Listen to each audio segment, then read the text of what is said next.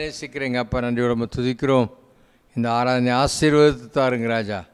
ஆமென். என்னுடைய எல்லா காரியங்களிலும் நாம மகிமைப்படும்படியாய் நீங்கள் வந்திருந்து இந்த இடத்தை வந்திருக்க பிள்ளைகள் ஒவ்வொருவரையும் ஆசீர்வதித்தருங்க ராஜா.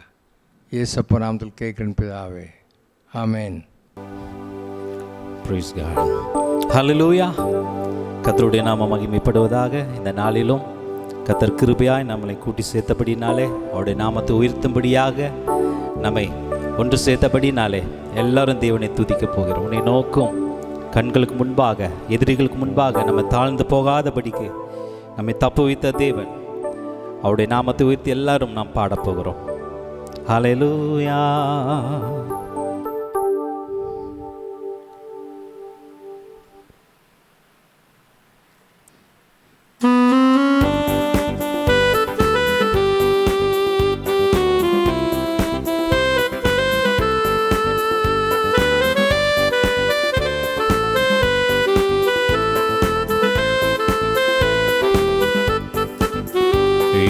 எண்ணி துதி செய்வாய், என்னில் அடங்காத கிருபைகளுக்காய் என்றும் தாங்கும் தம்புயமே, இன்ப இயேசுவின் நாமமே, என்றும் தாங்கும் தம்புயமே, இன்ப இயேசுவின் நாமமே, எண்ணி எண்ணி துதி செய்வாய். யோர்தான் புரண்டு வரும்போது எண்ணற்ற பாரங்களோ, யோர்தான் புரண்டு வரும்போது எண்ணற்ற பாரங்களோ, எலியாவின் தேவன் எங்கே உந்தன் விசுவாச சோதனையில், எலியாவின் தேவன் எங்கே உந்தன் விசுவாச சோதனையில், எண்ணி எண்ணி துதி செய்வாய், என்னில் அடங்காத கிருபைகளுக்காய் என்றும் தாங்கும் தம்புயமே, இன்ப இயேசுவின் நாமமே, என்றும் தாங்கும் தம்புயமே, இன்ப இயேசுவின் நாமமே, எண்ணி எண்ணி துதி செய்வாய். உனக்கெதிராகவே ஆயுதம் வாய்க்காதே, உனக்கெதிராகவே ஆயுதம் வாய்க்காதே, உன்னை அழைத்தவர் உண்மை தேவன், அவர் தாசர்க்கு நிதியவர், உன்னை அழைத்தவர் உண்மை தேவன், அவர் தாசர்க்கு நிதியவர், எண்ணி எண்ணி துதி செய்வாய், என்னில் அடங்காத கிருபைகளுக்காய் என்றும் தாங்கும் தம்புயமே, இன்ப இயேசுவின் நாமமே. எல்லாரும் உற்சாகமாக என்றும் தாங்கும் அவருடைய கிருபை தம்புயமே, இயேசுவின் நாமத்தினாலே ஜெயம் கொடுக்கிற தேவனுக்கு ஸ்தோத்திரம். நாமமே, எண்ணி எண்ணி துதி செய்வாய். உன்னை நோக்கும் எதிரியின், உன்னை நோக்கும் எதிரியின் கண்ணின் முன்பே பதறாதே, சூழ்நிலைகளை பார்த்து பதறாதே. உன்னை நோக்கும் ஹல்லேலூயா. உன்னை அழைத்தவர் உண்மையுள்ளவர். கண்ணின் முன்பே பதறாதே, கண்மணி போல் காக்கும் கரங்களில் உன்னை மூடி மறைத்தாரே, கூடாரின் மறைவில் ஒளித்துக் கொள்கிற தேவன். மணி போல் காக்கும் கரங்களில் உன்னை மூடி மறைத்தாரே, எண்ணி எண்ணி துதி செய்வாய், என்னில் அடங்காத கிருபைகளுக்காய் என்றும் தாங்கும் தம்புயமே, இன்ப இயேசுவின் நாமமே, என்றும் தாங்கும் தம்புயமே, இன்ப இயேசுவின் நாமமே, எண்ணி எண்ணி துதி செய்வாய். மீண்டும் யோர்தான் யோர்தான் புரண்டு வரும்போது எண்ணற்ற பாரங்களோ. எல்லாரும் யோர்தானை போல புரண்டு வருகிற பிரச்சனைகள், ஓ பயப்படாதே, திகையாதே, உன்னை நான் தாங்குவேன், உன்னை ஏந்துவேன், உன்னை சுமப்பேன். ஹல்லேலூயா. தேவனெங்கே உந்தன் விசுவாச சோதனையில், எலியாவின் தேவனெங்கே உந்தன் விசுவாச சோதனையில், எண்ணி எண்ணி துதி செய்வார், என்னில் அடங்காத கிருபைகளுக்காய் என்றும் தாங்கும் தம்புயமே, இன்ப இயேசுவின் நாமமே, என்றும் தாங்கும் தம்புயமே, இன்ப இயேசுவின் நாமமே, எண்ணி எண்ணி துதி செய்வார். ஹல்லேலூயா.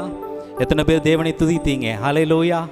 போராட்டங்களுக்கு மத்தியில், பிரச்சனை மத்தியில் வாழ்ந்து கொண்டுக்கிற நம்மளை கர்த்தர் உயர்த்துவார். ஹல்லேலூயா. இப்பொழுது இருக்கிற வண்ணமாக இல்லை, ஏற்ற காலத்தில் அவர் உங்களை உயர்த்தும்படிக்கு அவருடைய பலத்த கரத்தில் அடங்கியிருங்கள். ஹல்லேலூயா. சூழ்நிலைகளை பார்த்து சோர்ந்திட வேண்டாம். நமக்கு ஜெயம் தருகிற தேவன், நம்மை வழிகாட்டுகிற தேவன். நான் உனக்கு போதித்து நீ நடக்க வேண்டிய வழி உனக்கு காட்டுவேன். இந்த நாட்களில், இந்த கொரோனா நாட்களில் ஹல்லேலூயா, நீ எப்படி நடக்க வேண்டும், எந்த மாதிரி இருக்க வேண்டும் என்பதை அவர் நமக்கு போதிப்பார். ஹல்லேலூயா. அடுத்த ஒரு பாடலை, ஒரு பழைய பாடலை நாம் பாடப்போகிறோம். துதிப்பேன் இயேசுவின் பாதம், பேயின் தலையை மிதித்தவர், நோயின் பலனை அழித்தவர், போற்றுவேன் போற்றுவேன் என்கிறதான பாடலை எல்லாரும் சேர்ந்து பாடப்போகிறோம். பாடலின் பழைய நம்ம பெரிய பாட்டு புக்கில் 392வது பாடலை எல்லாரும் சேர்ந்து பாடப்போகிறோம். ஹல்லேலூயா. ஒரு நல்ல ஒரு பாடல். ஆகவே எல்லாரும் ஒன்றிணைந்து தேவனுடைய நாமத்தை உயர்த்தி நாம் பாடப்போகிறோம். ஹல்லேலூயா. போற்றுவேன் போற்றுவேன் அவருடைய நாமத்தை. அற்புதங்களை செய்கிற தேவன், அதிசயங்களை நடப்பிக்கிற தேவன், இல்லாதவைகள் இருக்கவை போல் அழைக்கிற தேவன். ஹல்லேலூயா ஹல்லேலூயா. துதிப்பேன் இயேசுவின் பாதம், துதிக்க பேரும் அற்புதரானதா, துதிப்பேன் இயேசுவின் பாதம், துதிக்க பேரும் அற்புதரானதால் என்கிற ஒரு பழைய பாடலை சேர்ந்து என்னோடு இணைந்து பாடுங்கள். ஹல்லேலூயா ஹல்லேலூயா.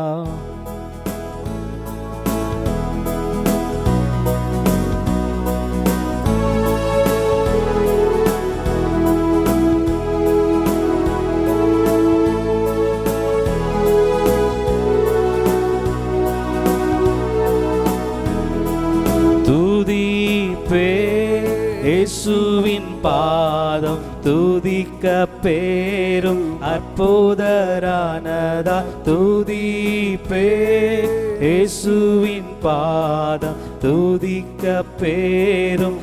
மீண்டும் ஒரு விஷயம், எல்லா கரங்களை தட்டி துதிப்பே இயேசுவின் பாதம், துதிக்க பேரும் அற்புதரானதா, வணங்குவே வணங்குவே வணங்குவேன் அவர் பாதம் வீழ்ந்து நான், துதிப்பே இயேசுவின் பாதம், துதிக்க பேரும் அற்புதரானதா, துதிப்பே இயேசுவின் பாதம், துதிக்க பேரும் அற்புதரானதா, பேயின் தலை மீதித்தவர், நோயின் பலன் அழித்தவர், பேயின் தலை மீதித்தவர், நோயின் பலன் அழித்தவர், போற்றுவே போற்றுவே போற்றுவே போற்றுவே போற்றுவேன் இயேசுதேவசுதனை, துதிப்பே இயேசுவின் பாதம், துதிக்க பேரும் அற்புதரானதா, வானம் பூமியும் அடங்க வல்ல அற்புதரானதா, வானம் பூமியும். எல்லாரும் என்ன சேர்ந்து பாடுங்க, கரங்களை தட்டி. அற்புதரானதா அற்புத அற்புத மீண்டுமாய் அற்புத அற்புத அற்புதரவநாமமே அதை துதிப்பே இயேசுவின் பாதம் துதிக்க பேரும் அற்புதரானதா துதிப்பே இயேசுவின் பாதம் துதிக்க பேரும் அற்புதரானதா தூத கூட்டங்கள் போற்றும் தூய சுந்தரராமேவ தூத கூட்டங்கள் போற்றும் தூய சுந்தரராமேவ மகத்வமே மகத்வமே மகத்வமே மகத்வமே மகத்வமே அவர் நாமமே அதை துதிப்பே இயேசுவின் பாதம் துதிக்க பேரும் அற்புதரானதா துதிப்பே இயேசுவின் பாதம் துதிக்க பேரும் அற்புதரானதா பேயின் தலை மீதித்தவர் நோயின் பலன் அளித்தவர் பேயின் தலை மீதித்தவர் நோயின் பலன் அளித்தவர் போற்றுவே போற்றுவே போற்றுவே போற்றுவே போற்றுவே சுதேவசுதனை துதிப்பே இயேசுவின் பாதம் துதிக்க பேரும் அற்புதரானதா துதிப்பே இயேசுவின் பாதம் துதிக்க பேரும் அற்புதரானதா. ஹல்லேலூயா ஹல்லேலூயா ஹல்லேலூயா. பேயின் தலை மிதித்தவர், நோயின் பலன் அளித்தவர். ஆண்டவரே, நோயின் பலனை அழிப்பீராக. தீவிரித்து வருகிறதான் ஆண்டவரே இந்த கொள்ளை நோயின் வேகத்தை நீர் ஆண்டவரே அழித்து போடுவீராக. ஹல்லேலூயா ஹல்லேலூயா. துதிப்பேன் இயேசுவின் பாதத்தை. ஹல்லேலூயா ஹல்லேலூயா ஹல்லேலூயா ஹல்லேலூயா. வானமும் பூமியும் அடங்கா வல்ல அற்புதரானரே, நீர் அற்புதர் அற்புத காரியங்களை செய்கிறவரே. ஹல்லேலூயா ஹல்லேலூயா ஹல்லேலூயா. ஆமென் ஆமென் ஹல்லேலூயா. இந்த நாளிலும் ஹல்லேலூயா நம்முடைய தமிழ்நாட்டுக்காக நாங்கள் ஜெபிக்க போகிறோம். ஆண்டவரே, இந்த ஆராதனை வேலையை நாங்கள் ஜெபிக்கிறோம். ஆண்டவரே, ஆயிரக்கணக்கான ஜனங்கள் ஆண்டவரே கத்தாவே தங்களுடைய இருப்பிடங்களை நோக்கி சென்று கொண்டிருக்கிறாங்க. ஆண்டவரே, அவளை பாதுகாத்து கூறலுங்க. ஆண்டவரே, கத்தாவே தங்களுடைய வாழ்க்கை ஆண்டவரே இந்த தமிழ்நாட்டில் வாழ்ந்த ஆண்டவரை செழிக்கலாம் என்றும் தங்களுடைய வியாபாரத்தை நடத்தலாம் என்றும் ஆண்டவரே, ஏழைகள் ஆண்டவரே தங்களுடைய காரியங்களுக்காக இங்கே வந்தவர்கள் ஆண்டவரே கத்தாவே ஸ்தோத்திரம். இனி இந்த லாக்டவுனால நாங்கள் பிழைக்க முடியாது, நாங்கள் கொரோனாவில் சாகிறதை விட பசி பட்டினியால் இறந்து விடுவோம் என்று சொல்லி ஆண்டவரை அணியணியாக சென்று கொண்டுகிற மக்களை ஆண்டவரை ஆசீர்வதிப்பீராக. அவங்களுடைய போக்கை வர்த்தி ஆசீர்வதிப்பீராக. பஞ்சத்தினாலே அவர்கள் ஆண்டவர் அழிந்து போகக்கூடாது ஆண்டவரே, துக்கத்தால் அவங்க அழிந்து போகக்கூடாது ஆண்டவரே. அநேக குழந்தைகள் சென்று கொண்டிருக்கிறார்கள் ஆண்டவரே, வாதை அவர்களை அணுகாதபடி பாதுகாத்துக் கொள்ளுங்க. மீண்டும் எங்கள் தமிழ்நாட்டை செழிக்க பண்ணுவீராக, சுபிட்சம் அடைய செய்வீராக ஆண்டவரே. ஆண்டவரே, நாங்கள் ஜெபிக்கிறோம் ஐயா, நாங்கள் ஜெபிக்கிறோம். நாங்கள் பாடி பாடி ஆண்டவரே செல்வது மட்டுமல்ல ஆண்டவரே, எங்களுடைய இந்தியாவுக்காக எங்கள் தமிழ்நாட்டுக்காக ஜெபிக்கிறோம். என் நாமம் தரித்து கொண்ட ஜனங்கள் ஆண்டவரே தங்களை தாழ்த்தி ஆண்டவரே ஆளில் என் ஜெபம் பண்ணி என் முகத்தை தேடி தங்கள் பொல்லாத வழிகளை விட்டு திரும்பினால் பரலோகத்தில் இருக்கிற நான் கேட்டு அவருடைய பாவங்களை மன்னித்து அவர்கள் தேசத்திற்கு சேமத்தை அளிப்பேன்னு சொன்னீங்க ஆண்டவரே. மற்ற முகத்தை தேடுகிறோம், எங்களுடைய பொல்லாத வழிகளை விட்டு நாங்கள் விலகுகிறோம் ஆண்டவரே. எங்களுக்கு ஒத்தாசையாக இறங்கியறலும் ஆண்டவரே. ஹல்லேலூயா. நோயின் பலனை அழித்து போடுவீராக. ஹல்லேலூயா ஹல்லேலூயா ஹல்லேலூயா ஹல்லேலூயா. ஆமென். ஹல்லேலூயா ஹல்லேலூயா. ஆமென். கர்த்தர் நமக்காக பெரிய காரியங்களை செய்வார். ஹல்லேலூயா. அடுத்த ஒரு பாடலை பாடி தேவநாமத்திற்குள் நம்ம மகிமைப்படுத்துவோம். ஹல்லேலூயா. கடந்த மாதத்தில் ஒரு பாடலை பாடினோம், ஒரு புதிய பாடல், ஒரு எளிமையான பாடலை. கர்த்தரை நம்பினவன் என்றொன்றும் பாக்கிவான். ஹalleluya ஹalleluya ஸ்தோத்திரம். இயேசுவின் நாமம் ஜீவனை காக்கும், ஆட்டுக்குட்டியின் ரத்தம் என் வீட்டின் முத்திரை என்கிறதான ஒரு பாடலை நாம் பாடினோம். ஆகவே அந்த பாடலை நாம் பாடி எல்லாரும் தேவனை துதிக்க போகிறோம். ஹalleluya.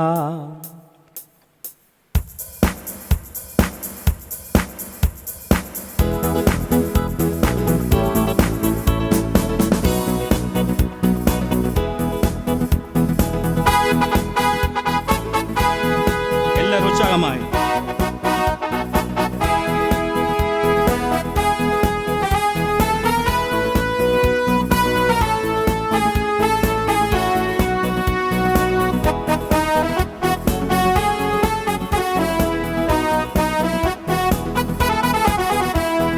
இயேசுவின் நாமம் என் ஜீவனை காக்கும், ஆட்டுக்குட்டி ரத்தம் என் வீட்டின் முத்திரை. இயேசுவின் நாமம் என் ஜீவனை காக்கும், ஆட்டுக்குட்டி ரத்தம் என் மீண்டுமாய் ஒரு விசை. இயேசுவின் நாமம் என் ஜீவனை காக்கும், ஆட்டுக்குட்டி ரத்தம் என் மீண்டுமாய். இயேசுவின் நாமம் என் ஜீவனை காக்கும், ஆட்டுக்குட்டி ரத்தம் என் வீட்டின் முத்திரை. மறைந்து வரும் கொள்ளை நோய்களுக்கும் பயப்படேனே, நான் பயப்படேனே. மறைந்து வரும் கொள்ளை நோய்களுக்கும் பயப்படேனே, நான் பயப்படேனே. இயேசுவின் நாமம் என் ஜீவனை காக்கும், ஆட்டுக்குட்டி ரத்தம் என் வீட்டின் விசுவாசத்தோடு. இயேசுவின் நாமம் என் ஜீவனை காக்கும், ஆட்டுக்குட்டி ரத்தம் என் வீட்டின் முத்திரை.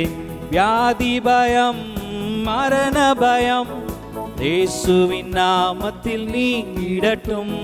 வியாதி பயம் மரண பயம் இயேசுவின் நாமத்தில் நீங்கிடட்டும். இயேசுவின் நாமம் என் ஜீவனை காக்கும், ஆட்டுக்குட்டி ரத்தம் என் எல்லாரும் பாடுங்க, தெரிந்த பாடல். இயேசுவின் நாமம் என் ஜீவனை காக்கும், ஆட்டுக்குட்டி ரத்தம் என் மீண்டுமாய் முத்திரை. இயேசுவின் நாமம் என் ஜீவனை காக்கும், ஹalleluya என் வீட்டின் முத்திரை. பொல்லாப்பு உனக்கு நேரிடாது, வாதையின் கூடாரத்தை அணுகிடாது. பொல்லாப்பு உனக்கு நேரிடாது, வாதையின் கூடாரத்தை அணுகிடாது. பொல்லாப்பு உனக்கு நேரிடாது, வாதையின் கூடாரத்தை மீண்டுமாய் சொல்லுங்க சொல்லுங்க. பொல்லாப்பு எனக்கு நேரிடாது, வாதையின் கூடாரத்தை அணுகிடாது. இயேசுவின் நாமம் என் ஜீவனை காக்கும், ஆட்டுக்குட்டி ரத்தம் என் வீட்டின் முத்திரை. இயேசுவின் நாமம் என் ஜீவனை காக்கும், ஆட்டுக்குட்டி ரத்தம் என் வீட்டின் முத்திரை. பரலோக சேனையின் காவலுண்டு, சர்வவல்ல தேவனின் கிருபையுண்டு. பரலோக சேனையின் காவலுண்டு, சர்வவல்ல தேவனின் கிருபையுண்டு. இயேசுவின் நாமம் என் ஜீவனை காக்கும், ஆட்டுக்குட்டி ரத்தம் என் வீட்டின் முத்திரை. இயேசுவின் நாமம் என் ஜீவனை காக்கும், ஆட்டுக்குட்டி ரத்தம் என் வீட்டின் முத்திரை. உயர்த்திடுவோம் இயேசு நாமத்தையே, மறந்திடுவோம் நோயின் பெயர்களையே. உயர்த்திடுவோம் இயேசு நாமத்தையே, மறந்திடுவோம் நோயின் பெயர்களையே. இயேசுவின் நாமம் என் ஜீவனை காக்கும், ஆட்டுக்குட்டி ரத்தம் என் வீட்டின் முத்திரை. இயேசுவின் நாமம் என் ஜீவனை காக்கும், ஆட்டுக்குட்டி ரத்தம் என் வீட்டின் முத்தி. மீண்டுமாய். இயேசுவின் நாமம் என் ஜீவனை காக்கும், ஆட்டுக்குட்டி ரத்தம் என் வீட்டின் முத்திரை. கர்த்தரை நம்பினவன் என்றென்றும் பாக்கியவா, கர்த்தரை நம்பினவன் என்றென்றும் செழித்திருப்பா. சொல்லுவோமா? நான் கர்த்தரை நம்பி இருக்கிறேன், ஹalleluya, நான் ஏன் பயப்பட வேண்டும்? என்றென்றும் பாக்கியவா, கர்த்தரை நம்பினவன் என்றென்றும் செழித்திருப்பா. அவன் சோர்ந்து போவதில்லை, அவன் வெட்கமடைவதில்லை, அவன் சோர்ந்து போவதில்லை, அவன் வெட்கமடைவதில்லை, அவன் செய்வதெல்லாம் வாய்க்கும், அவன் சொல்வதெல்லாம் நடக்கும், அவன் செய்வதெல்லாம் வாய்க்கும், அவன் சொல்வதெல்லாம் நடக்கும். கர்த்தரை நம்பினவன் என்றென்றும் பாக்கியவான், கர்த்தரை நம்பினவன் என்றென்றும் செழித்திருப்பான். அவன் பலத்தின் மேல் பலன் அடைந்து அவன் கழுகை போல் எழும்பிடுவான், அவன் பலத்தின் மேல் பலன் அடைந்து அவன் கழுகை போல் எழும்பிடுவான். அவன் ஆஸ்தி பெருகிடுமே, அவன் ஆயுள் நீடித்திடும், அவன் ஆஸ்தி பெருகிடுமே, அவன் ஆயுள் நீடித்திடும். கர்த்தரை நம்பினவன் என்றென்றும் பாக்கியவான், கர்த்தரை நம்பினவன் என்றென்றும் செழித்திருப்பான். கர்த்தரை நம்பினவன் என்றென்றும் பாக்கியவான், கர்த்தரை நம்பினவன் என்றென்றும் செழித்திருப்பான். அவன் என்றென்றும் செழித்திருப்பான், அவன் என்றென்றும் செழித்திருப்பான். எல்லாரும் கரங்களை தட்டி, ஆண்டவரே செழிப்பின் ஆசீர்வாதங்களை நிரப்பும் ஆண்டவரே, தீமை பார்க்காத சுத்த கண்ணனே ஆண்டவரே, ஹல்லேலூயா ஹல்லேலூயா. எங்களை பரிசுத்தப்படுத்தும் ஆண்டவரே, பரிசுத்தப்படுத்தும் ஆண்டவரே, ஹல்லேலூயா. தீங்கின் காலத்தில் நெருக்கத்தின் காலத்திலும் எங்களுக்கு சத்துருவுக்கு எதிர்பட்டு ஆண்டவரே எங்களுக்கு சகாயம் பண்ணுகிறவரே, நன்றியோடு ஸ்தோத்திரிக்கிறோம் ஸ்தோத்திரிக்கிறோம் ஸ்தோத்திரம். ஹல்லேலூயா ஹல்லேலூயா. மனுஷன் நமக்கு விரோதமாக எழும்பும்போது கர்த்தர் தாமே நம்முடைய பட்சத்தில் இராவிட்டால், ஹல்லேலூயா, கர்த்தர் தாமே என்னுடைய பட்சத்தில் இராவிட்டால், இந்த வார்த்தையின்படி ஆண்டவர் நீர் என் பட்சத்தில் இருந்தபடினாலே ஸ்தோத்திரம் ஸ்தோத்திரம் ஸ்தோத்திரம். எங்களை ஆண்டவரை, எங்கள் குடும்பத்தை, என்னுடைய பிள்ளையை, எங்களுடைய தொழிலை அவருடைய பற்களுக்கு இரையாக ஒப்பு கொடாதிருக்கிற கர்த்தருக்கு ஸ்தோத்திரம் ஸ்தோத்திரம். இந்த கொள்ளை நோயினுடைய அந்த பற்களுக்கு எங்கள் குடும்பத்தை, எங்களுடைய பிள்ளைகளை ஒப்பு கொடாதிருக்கிற கர்த்தருக்கு ஸ்தோத்திரம் ஸ்தோத்திரம். எல்லாரும் ஸ்தோத்திரம் பண்ணுவோம். ஹல்லேலூயா ஹல்லேலூயா ஹல்லேலூயா. மறைந்து வரும் கொள்ளை நோய்கள் யாரிடத்திலிருந்து பரவி வருகிறதோ ஆண்டவரே ஸ்தோத்திரம் என்று தெரியாத வண்ணம் வருகிற அந்த கொள்ளை நோயிலிருந்து நாங்கள் வாரி கொள்ளாதபடிக்கு ஆண்டவரே நீர் எங்களை வேலி அடித்து பாதுகாத்தபடினாலே ஸ்தோத்திரம். முற்புறத்திலும் பிற்புறத்திலும் நீர் ஆண்டவரே உம்முடைய கரத்தை எங்கள் மேல் வைத்து எங்களை பாதுகாத்து வருகிற தெய்வக்காக ஸ்தோத்திரம் ஸ்தோத்திரம் ஸ்தோத்திரம். ஹல்லேலூயா ஹல்லேலூயா. இப்போ ஆராதனைக்குள்ளாக நாம் கடந்து செல்ல போகிறோம்.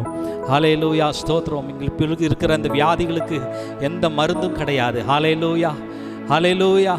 இப்போ நம்ம வேதத்தில் நம்ம வாசிக்கணும், பார்வோன் காலத்தில் மோசே தன் கோலையில் போட்ட பொழுது அது சர்ப்பமாகி போனது. அந்த சர்ப்பத்தை அடைக்கும்படியாக பார்வோன் தன்னுடைய சாஸ்திரிகளையும் சூனியக்காரர்களையும் மந்திரவாதிகளை அழைத்து அவ்விதமாகவே மந்திரக்கோலை அதே போல் அந்த கோலை பாம்பாக வைத்தான் என்று பார்க்கிறோம். அதுபோலவே இந்த நாட்களில், இந்த கொரோனா நாட்களில், ஹல்லேலூயா, இந்த மருந்து கண்டுபிடிக்காத இந்த நாட்களிலே தங்களுடைய பங்களுக்கும் அநேக வைத்தியர்கள், ஆயுர்வேத எல்லா மூலிகை வைத்தியமானாலும் சரி, எந்த வைத்தியமானாலும் சரி, எல்லாம் தங்களுடைய பங்களுக்கு தங்களுடைய ஞானத்தை வைத்து மருந்துகள் தயாரிக்கிறார்கள். எந்த மருந்தும் இன்ன வரைக்கும் கண்டுபிடிக்க முடியவில்லை. ஹல்லேலூயா. கர்த்தருக்கு விரோதமான ஞானம் ஒன்றும் இல்லை. ஹல்லேலூயா. இந்த நாட்கள் நம்மை கடாட்சிக்கும்படியாக, நம்மளை சீர்படுத்தும்படியாக, நம்மளை பரிசுத்தப்படுத்தும்படியாக இந்த நாட்கள் வைத்திருக்கிறது. எந்த மந்திரவாதிகளாலும் மருத்துவர்னாலும் இன்னும் நோய்கள் கண்டுபிடிக்க முடியவில்லை. பெரிய பெரிய ஞானிகள் சோர்ந்து போயிருக்காங்க. ஹல்லேலூயா ஹல்லேலூயா. வேதத்தில் நான் வாசிக்கணும், எபிரேயரில் ஒரு விசை நான் பூமியை அசைய பண்ணுவேன். ஆகவே இந்த உலகத்தை அவர் அசைக்க வைத்திருக்கிறாங்க. ஆகவே நீங்களும் நானும் ஒருமனப்பட்டு தேவ சமூகத்தில் ஆண்டவரே ஒருமைப்படுத்தி தாழ்த்துவோம். ஆண்டவரே எங்களை சுத்திகரிங்க ஆண்டவரே. ஹல்லேலூயா. இந்த போராட்டமான இந்த உலகில் ஆண்டவரே நாங்கள் ஆண்டவருடைய வருகைக்கு ஆயத்தப்படுத்த இந்த நாட்கள் கொடுக்கப்பட்டிருக்கிறது ஆண்டவரே. நாங்கள் சபைகளை கூடி வெகு நாட்கள் ஆகிறது ஆண்டவரே. உங்களை ஒருமுகப்படுத்துங்க ஆண்டவரே. ஹல்லேலூயா ஹல்லேலூயா ஹல்லேலூயா ஹல்லேலூயா. வேதத்தில் நாம் வாசிக்கிறோம், அந்தி கிறிஸ்துவின் நாட்கள் வரும்பொழுது அவன் சபைகள் அன்றாட பலிகளை நீக்கி போடுவான் என்று. ஆகவே அந்த கிறிஸ்துவின் நாட்கள் மிக நெருங்கி கொண்டு இருக்கிறது. பாடின பாடல்கள் ஆராதனைகள் கடந்து சென்று விட்ட நாட்கள் வந்து கொண்டிருக்கிறோம். நம்ம எல்லாரும் செபிப்போம். மீண்டும் ஆண்டவரே அந்த பலிகளை ஆலயத்திலே நாங்கள் செலுத்த எங்களை ஒருமுகப்படுத்துங்க. மீண்டும் ஆண்டவரே நாங்கள் எந்த காரியத்தில் ஆண்டவரே பின்னிட்டு இருக்கிறோமோ, பின்வாங்கி போயிருக்கிறோமோ, ஆதியில் இருந்த காரியத்தில் நாங்கள் விழுந்திருக்கிறோமோ, மீண்டும் ஆண்டவரே அந்த ஆதியின் மேன்மை எங்களுக்கு தருவீராக. உம்முடைய ஆலயத்தில் நாங்கள் சென்று துதிக்க ஆண்டவரே உதவி செய்வீராக. ஹல்லேலூயா, ஹல்லேலூயா, ஹல்லேலூயா. வாரந்தோறும் நடக்கிற அந்த பலிகளை செலுத்த எங்களுக்கு ஒரு மன ஆண்டவரே ஆவி தருவீராக. ஹல்லேலூயா. அலைக்கடல் நடுவினிலே அமிழ்ந்து வாழ்கின்றாயோ, நடப்பதெல்லாம் நன்மைக்கே. நன்றி நன்றி சொல்லு, நடப்பதெல்லாம் நன்மைக்கே. நன்றி நன்றி சொல்லு. இந்த பிரச்சனை கண்டு சோர்ந்து போகாதீங்க. நீங்களும் நான் அவரிடத்தில் வந்து சேரும்படியாக ஆயத்தப்படுத்தும்படியாக பரிசுத்தமாகிறவன் இன்னும் பரிசுத்தமாகட்டும், அசுத்தம் செய்கிறவன் இன்னும் அசுத்தம் செய்யட்டும், நீதியுள்ளவன் இன்னும் நீதி செய்யட்டும் என்று பார்க்கிறோம். அவன் அவனுக்கு நான் அளிக்கும் பலனோடு கூட வருகிறது. ஆகவே இந்த நாட்களில் நாம் பயன்படுத்தி கொள்ளுவோம். இந்த ஆசீர்வாதமான நாட்களை இந்த போராட்டமாக இருந்தாலும் ஜெப ஜீவியத்தில் வேத வாசிப்பில் நாம் நெருங்கக்கூடிய இந்த நாட்களை கர்த்தர் நமக்கு தந்திருக்கிறார். ஆகவே தீமையை நன்மையாக மாற்றுகிற தேவன் நம்மோடு உண்டு. ஹல்லேலூயா. அவன் நம்மை விட்டு விலகுவதும் இல்லை, நம்மை கைவிடுவதும் இல்லை. தேவனை துதிப்போம். ஹல்லேலூயா, ஹல்லேலூயா, ஹல்லேலூயா, ஹல்லேலூயா, ஹல்லேலூயா, ஹல்லேலூயா. சிறுமையும் எளிமையுமான என்மே நினைவாயிருப்பவரே, சிறுமையும் எளிமையும் மான என்மே நினைவாயிருப்பவரே. என் பலனும் நீரே, கோட்டையும் நீரே, உம்மை தேடுகிறே. என் பலனும் நீரே, கோட்டையும் நீரே, உம்மை வாஞ்சிக்கிறே. சிறுமையும் எளிமையும் சிறுமையும் எளிமையும் மான என்பே நினைவாயிருப்பவரே. மீண்டுமாய். சிறுமையும் எளிமையும் மான என்பே நினைவாயிருப்பவரே. என் பலனும் நீரே, கோட்டையும் நீரே, உம்மை தேடுகிறே. பலனும் நீரே, கோட்டையும் நீரே, உம்மை தேடுகிறே. கர்த்தாவே நான் நிலையற்றவன், என் கால்களை ஸ்திரப்படுத்தும். கர்த்தாவே நான் நிலையற்றவன், என் கால்களை ஸ்திரப்படுத்தும். சொல்லுவோ. என் பலனும் நீரே, கோட்டையும் நீரே, உம்மை தேடுகிறே.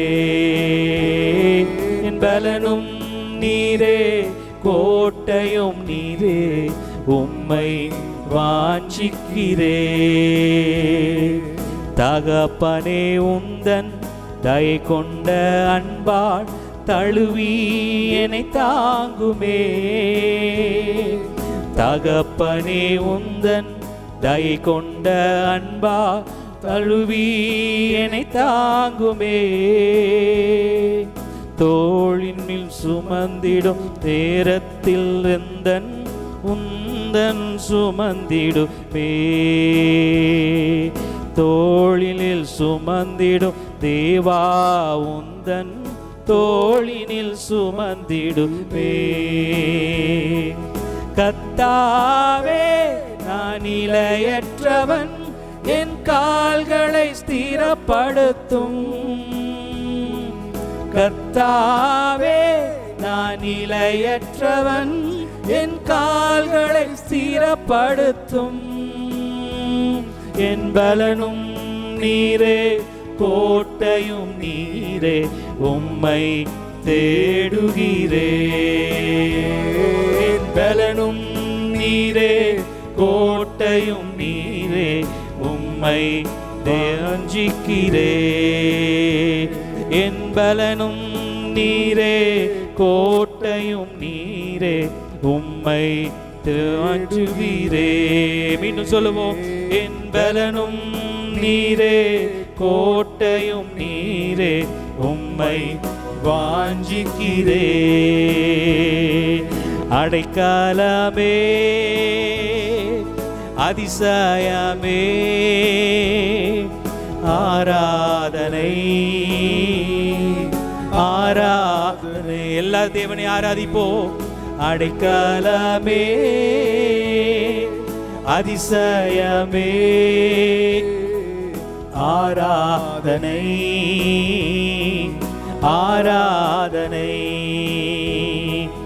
எத்தனை இன்னல்கள் என் வாழ்வில் வந்தாலும் உம்மை பிரியேனையா. எத்தனை இன்னல்கள் என் வாழ்வில் வந்தாலும் உம்மை பிரியேனையா. சித்தமே சிந்தி சாட்சியாய் வாழ்வே, நிச்சயம் நிச்சயமே. ரத்தமே சிந்தி சாட்சியாய் வாழ்வே, நிச்சயம் நிச்சயமே. ஆராதனை ஆராதனை ஆராதனை ஆராதனை. என் நண்பரேசுவுக்கே, என் நண்பரேசுவுக்கே. ஆராதனை உமக்கே, ஆராதனை ஆராதனை உமக்கே, ஆராதனை ஆராதனை உமக்கே, ஆராதனை ஆராதனை உமக்கே, ஆராதனை. கேருபீன்கள் சேராபீன்கள் போற்றிடும் எங்கள் பரிசுத்தரே. கேருபீன்கள் சேராபீன்கள் போற்றிடும் எங்கள் பரிசுத்தரே. ஆராதனை உமக்கே, சொல்லுவோம். தேவனே ஆராதிக்கிறோம். சர்வ வல்லவரே ஆராதிக்கிறோம். இக்கட்டில் எங்களுக்கு உதவி செய்கிறவரே, உமக்கே ஆராதனை ஆராதனை உமக்கே, ஆராதனை. அல்லேலூயா தேவனுக்கே, அல்லேலூயா ராஜனுக்கே, அல்லேலூயா தேவனுக்கே, அல்லேலூயா ராஜனுக்கே. தேவாதி தேவன் ராஜாதிராஜன் என்றென்றும் நடத்திடுவார். தேவாதி தேவன் ராஜாதிராஜன் என்றென்றும் நடத்திடுவார். ஆராதிப்போம் தேவ சமூகத்திலே. ஆராதனை ஆராதனை ஆராதனை ஆராதனை. அல்லேலூயா அல்லேலூயா ஆராதனை உமக்கே. அல்லேலூயா அல்லேலூயா ஆராதனை உமக்கே.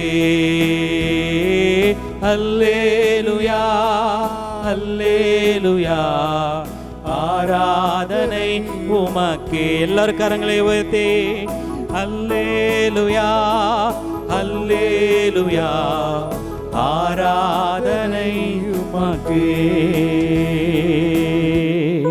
ஹல்லேலூயா ஹல்லேலூயா ஹல்லேலூயா ஹல்லேலூயா. தேவ சமூகத்தில் எல்லாம் ஆராதிப்பும். பரிசுத்த தேவன் கொஞ்ச காலத்தில் அவருடைய கோபம் பற்றி எரியும். அவரை அண்டிக் கொள்ளுகிற யாவரும் பாக்கியவான்கள் என்று பார்க்கிறோம். இந்த ஆராதனை முடிவு நேரத்தில் நாம் வந்திருக்கிறோம். பிரசங்களை நாம் வாசிக்கிறோம். வாலிபனே, உன்னுடைய வாலிப பிராயத்தில் உன் சிருஷ்டிக்கிறனே 100 வயது சென்றவனும் வாலிபன் எனப்படுவான். என்கிற வார்த்தையின்படி இந்த வேதத்தில் வாசிக்கிறோம், தீங்கு நாட்கள் வராதற்கு முன்னோ, எனக்கு இஷ்டமான நாட்கள் என்று நீ சொல்கிற வருஷங்கள் சேராதற்கு முன்பும், சூரியனும் வெளிச்சமும் சந்திரமும் நட்சத்திரங்களும் அந்தகாரப்படாதற்கு முன்னும், மழைக்கு பின் மேகங்கள் திரும்ப திரும்ப வராதற்கு முன்னும், எந்திர சத்திரம் தாழ்ந்ததினால் தெருவாசலின் கதவுகள் அடைக்கப்பட்டு குருவின் சத்தத்துக்கு எழுந்திருக்கிற வேண்டியதாகி கீதவாதிய கண்ணிகள் எல்லாம் அடங்கி போவதற்கு முன்பும், ஹல்லேலூயா என்கிற வேதத்தை வாசிக்கிறோம். ஆண்டவரே, உங்களுடைய ஆலயத்தில் நாங்கள் கீத வாத்தியங்களோடு ஆண்டவரே உம்மை துதிக்க கிருபை பாராட்டுங்க ஆண்டவரே. மீண்டும் அந்த நாட்களை தாங்க ஆண்டவரே, நாங்கள் தாழ்த்தி ஒப்பு கொடுக்குறோம். ஹல்லேலூயா ஹல்லேலூயா, எல்லாம் தாழ்த்தி ஒப்பு கொடுக்குறோம். ஹல்லேலூயா. அந்த பிரசங்கில் இருக்கிற வண்ணம் ஆண்டவரே, எல்லா காரியங்களும் நடைபெற்று கொண்டு இருக்கிற ஆண்டவரே, இந்த 2020ஆம் ஆண்டு ஆண்டவரே, ஹல்லேலூயா, எங்களுக்கு இஷ்டமான வருஷங்கள் அல்ல என்கிற நாட்களாகி வந்து கொண்டிருக்கிறதை நாங்கள் அறிந்திருக்கிறோம். ஆகவே எல்லாரும் தேவ சமூகத்தில் ஹல்லேலூயா நிறைவான ஒரு பாடல், ஒரு அடி மாத்திரம் பாடி நான் நிறைவு செய்கிறேன். இயேசு என் அஸ்திபாரம், ஆசையனக்கவரே, நேசமூசி பாருதல், இயேசுவில் நானும் கண்டே. இயேசுவின் அஸ்திபாரம், ஆசையனக்கவரே, நேசமூசி பாருதல், இயேசுவில் கண்டே ஞானும். என்ன மதுரமாவ நன்னயம் நாவின் சுவை, என்னகத்தில் நீனைத்தா இன்னல் பரந்திடுமே. என்னகத்தில் நீனைத்தா இன்னல் பரந்திடுமே. இயேசுவின் அஸ்திபாரம், ஆசையனக்கவரே, நேசமூசி பாருதல், இயேசுவில் கண்டே ஞானும். நேசமூசி பாருதல், இயேசுவில் கண்டே ஞானும். அவரை போல் ஒரு தெய்வம் இல்லை. நம்மை வழிகாட்டுகிற தெய்வம், துணையாளராக இருக்கிறவர், தேற்றரவாளனாக இருக்கிறவர். தேவ சமூகத்தில் நாம் அமர்ந்து ஜெபத்தோடு காத்திருப்போம். கர்த்தர் பெரிய காரியங்களை செய்வார். ஆமேன் ஆமேன் ஆமேன்.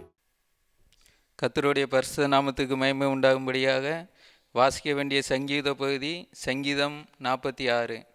சங்கீதம் 46. தேவன் நமக்கு அடைக்கலமும் பலனும் ஆபத்து காலத்தில் அனுகூலமான துணையுமானவர்.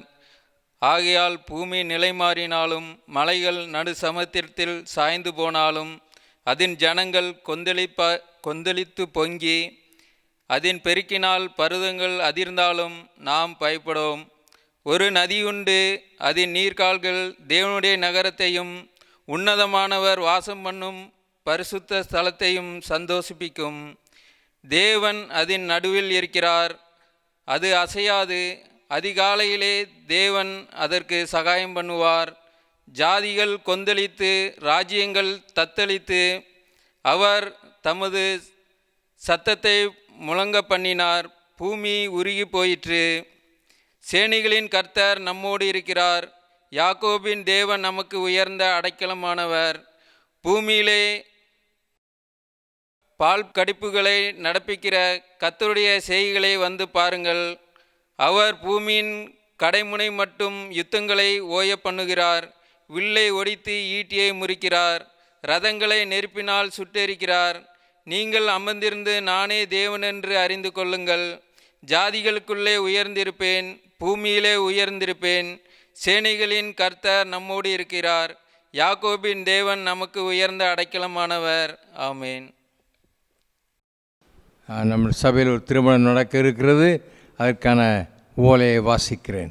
நம்ம சபையை சார்ந்த எம் தர்மராஜ் திருமதி சந்திரா அவருடைய குமாரத்தி ஜெனட் கிரேஸ் என்பவருக்கும், கோவை சுகுணாபுரத்தில் வசிக்கும் பிரதர் டி குணசிங் திருமதி ஜெயசுந்தரி அவளின் குமாரன் ஜி சாமுவேல் என்பவருக்கும் ஜூலை மாதம் 2ஆம் தேதி ஆமேன் வியாழக்கிழமை திருமணம் நடக்க நிச்சயிக்கப்பட்டிருக்கிறது என்பதை தெரிவித்துக் கொள்கிறேன். ஜெபம் கொள்ளுங்க. ஆண்டவர் ஆசீர்வதிப்பார். Greetings to you all in the most precious name of my Lord and Savior Jesus Christ. கர்த்தரும் இரட்சகருமாகிய இயேசு கிறிஸ்துவுடைய விலையேறப்பெற்ற நாமத்தினால் உங்களை வாழ்த்துகிறேன். I am so happy to meet you all once again. மீண்டும் உங்களை சந்திப்பதில் எனக்கு மிகுந்த மகிழ்ச்சி. I trust that the Lord has been good to you in your lives. You experienced the goodness and the faithfulness of God in your life.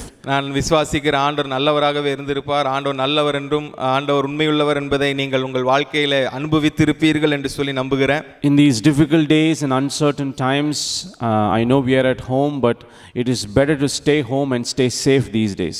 இந்த கஷ்டமான நேரங்களில் நிலையற்ற நாட்களில் வீட்டில் தான் நாம் இருக்கிறோம், அது எனக்கு தெரியும். ஆனால் வீட்டிலே இருந்து ஜாக்கிரதையாக இருப்பது, பாதுகாப்பாக இருப்பது மிகுந்த நல்லது. There's a special day today because it is known as Father's Day. இது ஒரு விசேஷித்த ஒரு நாள். இன்றைக்கு தந்தையர்கள் தினம். And so I want to wish all the fathers in our church a very very happy Father's Day. நம்முடைய சபையில் இருக்கிற எல்லா அப்பாக்களுக்கும் தந்தையர்களுக்கும் ஒரு தந்தையர் தின வாழ்த்துக்களை நான் தெரிவித்துக் கொள்கிறேன். And I pray that you would become a father like modeled after the heavenly Father. பரலோக தந்தை இருக்கிறாரே, அவருடைய மாதிரியிலே ஒரு தந்தையா இருக்கும்படியாக இருக்க வேண்டும் என்று சொல்லி நான் ஜெபத்தோடு இதை வாழ்த்துக்களை தெரிவித்துக் கொள்கிறேன். Let's take a moment to pray before we look at the word of God this morning. இந்த காலை வேளையில இந்த வார்த்தைகளுக்கு செல்வதற்கு முன்பதாக நாம் ஜெபித்து ஆரம்பிக்கலாம். Father, we thank you and praise you for the opportunity today to look into the word of God. தகப்பனே, இந்த நாளிலே உம்முடைய வார்த்தையை பார்க்கக்கூடிய இந்த வாய்ப்பை தந்தீங்களே, உமக்கு நன்றி செலுத்துகிறோம். We thank you, Father, for the word of God is a light and a lamp to us. ஆண்டவரே, உம்முடைய வார்த்தை எங்களுக்கு வெளிச்சமாய் விளக்காய் இருக்கிறபடியால் உமக்கு ஸ்தோத்திரம். Let it come in power this morning. Let it change us, transform our hearts, renew our minds this morning, I pray. இந்த காலை வேளையில இந்த வார்த்தை மிகுந்த வல்லமையோடு வரட்டும், எங்களை மறுரூபப்படுத்தட்டும் என்று சொல்லி நான் ஜெபிக்கிறேன். Thank you, Father, for everybody who is listening. ஆண்டவரே, கேட்டுக்கொள்கிற எல்லாருக்காக ஸ்தோத்திரம். I pray through the airwaves the Holy Spirit would minister to them, Lord. ஆண்டவரே, இந்த காற்று மூலமாய் பிதாவாகிய தேவன் இந்த ஊழியத்தை செய்வாராக என்று சொல்லி ஜெபிக்கிறேன். We thank you, we praise you, we give you the glory in Jesus' name. உமக்கே நன்றிகளை ஏறெடுக்கிறேன், இயேசு கிறிஸ்துவின் நாமத்தில் ஜெபிக்கிறேன் பிதாவே. Amen. Amen.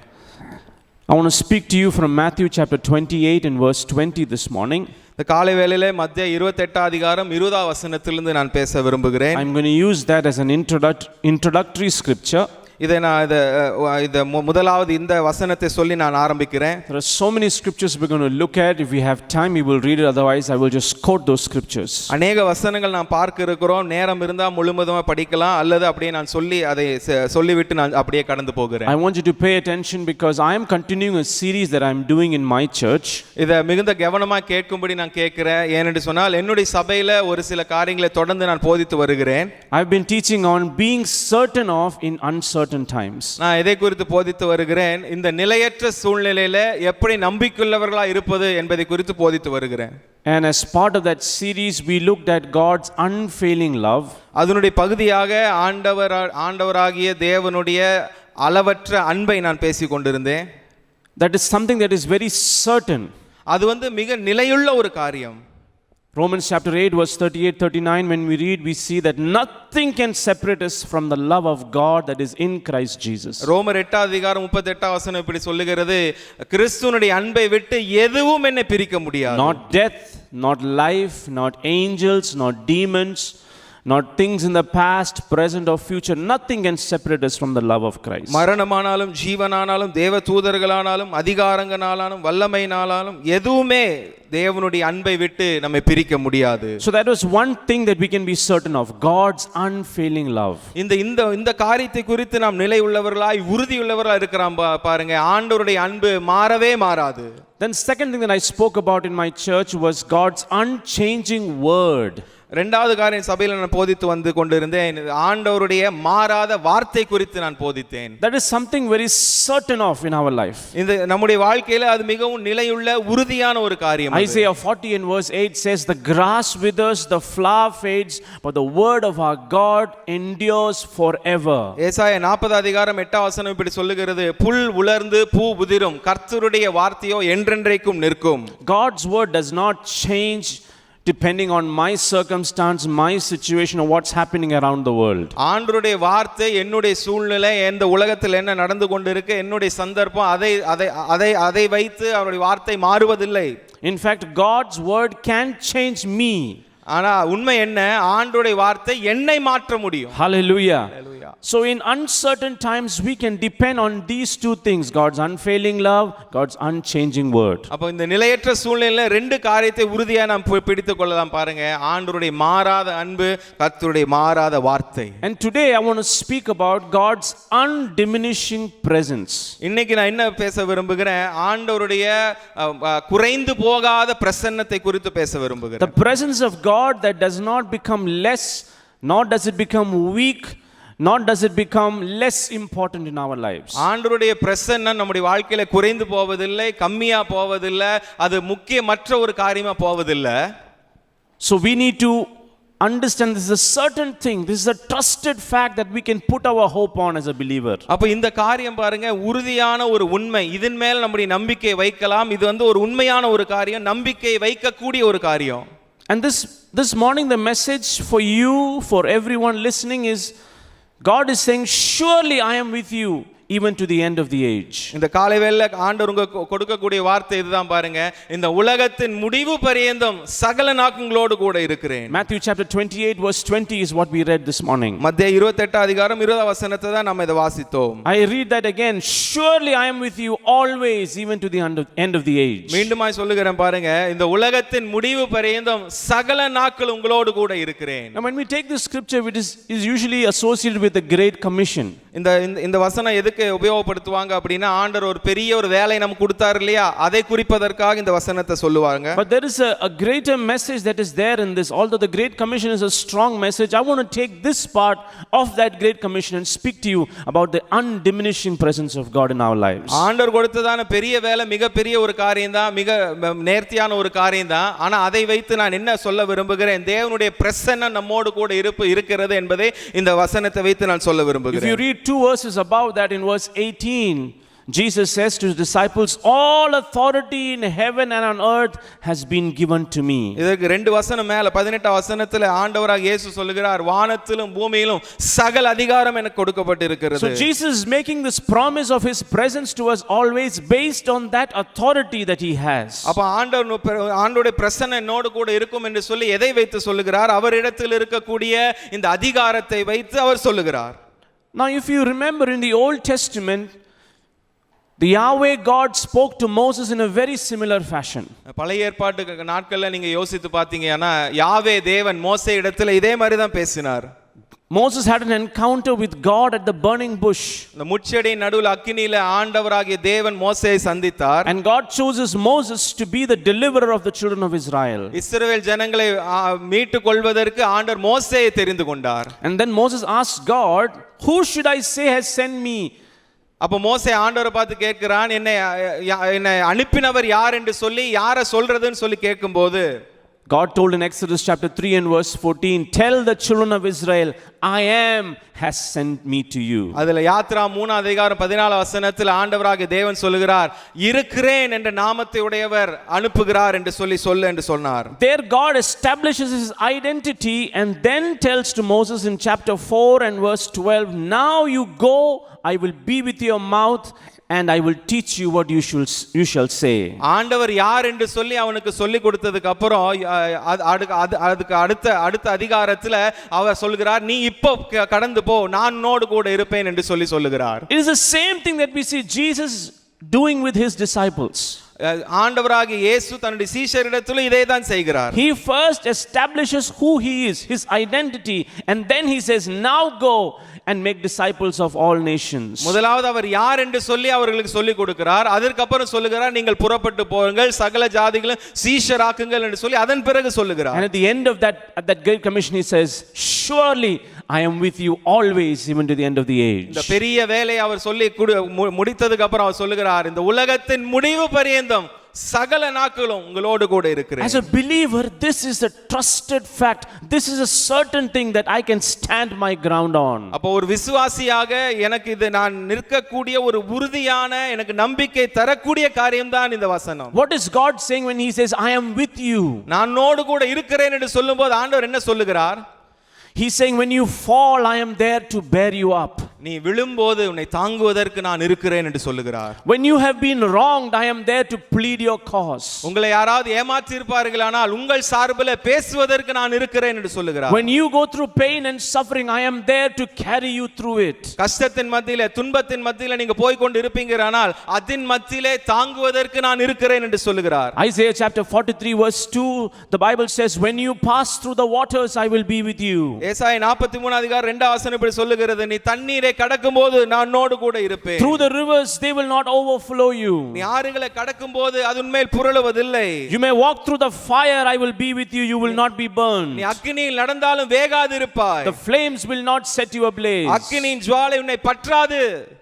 This is the meaning of the promise when God says I am with you always. நான் உன்னுடனே எப்பொழுதுமே இருக்கிறேன் என்று அவர் சொல்லும்போது இதுதாங்க அதனுடைய அர்த்தம். God is not away from you. ஆண்டவர் உங்களை விட்டு தூரமா இல்ல. God is not apart from you. உங்களுக்கு அப்பாற்பட்டவராய் அவர் இல்ல. Psalm 46 verse 1 says that God is the ever present help in trouble. சங்கீதம் 46:1 இப்படி சொல்லுகிறது, கர்த்தர் நமக்கு அடைக்கலமும் ஆபத்து காலத்தில் அனுகூலமான துணையுமானவர். Hallelujah. Hallelujah. In the winter days of our life God is with us. குளிரான நாட்களிலே அவர் நம்மோடு கூட தான் In இருக்கிறார். the summer days of our life God is with us. நம்முடைய வாழ்க்கையில் அனலான நாட்களில் அவர்தான் கூட இருக்கிறார். He is not away. அவர் எங்கேயோ தூரத்தில் இல்ல. His presence is not diminishing, rather it is the undiminishing presence of God in our lives. அவருடைய பிரசன்னம் குறைந்து கொண்டே போகவில்லைங்க, அவருடைய பிரசன்னம் இன்னும் அதிகமாய் கொண்டு தான் இருக்கிறது. C.S. Lewis, the great Christian thinker, said like this, we may ignore the presence of God but we can never evade the presence of God. C.S. Lewis என்கிற சொல்லி கிறிஸ்துவ யோசனையாளர் இப்படி சொல்கிறார் பாருங்க, நாம் தேவனுடைய பிரசன்னத்தை அசட்டை பண்ண முடியும், ஆனா அவருடைய பிரசன்னத்திலிருந்து எங்கேயும் போக முடியாது. Hallelujah. From the beginning of creation, God has intervened personally in human history with his presence. சிருஷ்டிப்பின் தொடக்கத்திலிருந்தே ஆண்டவர் மனுஷனுடைய சரித்திரத்திலே அவருடைய பிரசன்னத்தினாலே அது நடுவிலே வந்திருக்கிறார். And I'm going to take scriptures and show you how God is intervening and talking to his people. நான் வசனத்தை காட்டி ஆண்டவர் மனுஷன் நடுவிலே எப்படி வந்தார், எப்படி பேசினார் என்பதை வசனத்தின் மூலமாய் காட்டுகிறேன். In Genesis chapter 1 and verse 2 we read, ஆதியாகமம் முதல் அதிகாரம் 2ஆம் வசனத்தில் இப்படி வாசிக்கிறோம், the earth was formless and void, darkness was over the face of the earth and the Spirit of God was hovering over the waters. பூமியானது ஒழுங்கின்மையும் வெறுமையுமா இருந்தது, ஆழத்தின் மேல் இருள் இருந்தது, தேவ ஆவியானவர் ஜலத்தின் மேல் அசைவாடி கொண்டிருந்தார். So in the chaos and the darkness God was there. இந்த பிரச்சனையின் மத்தியிலே அந்தகாரத்தின் மத்தியிலே தேவன் அந்த இடத்திலே இருந்தார்.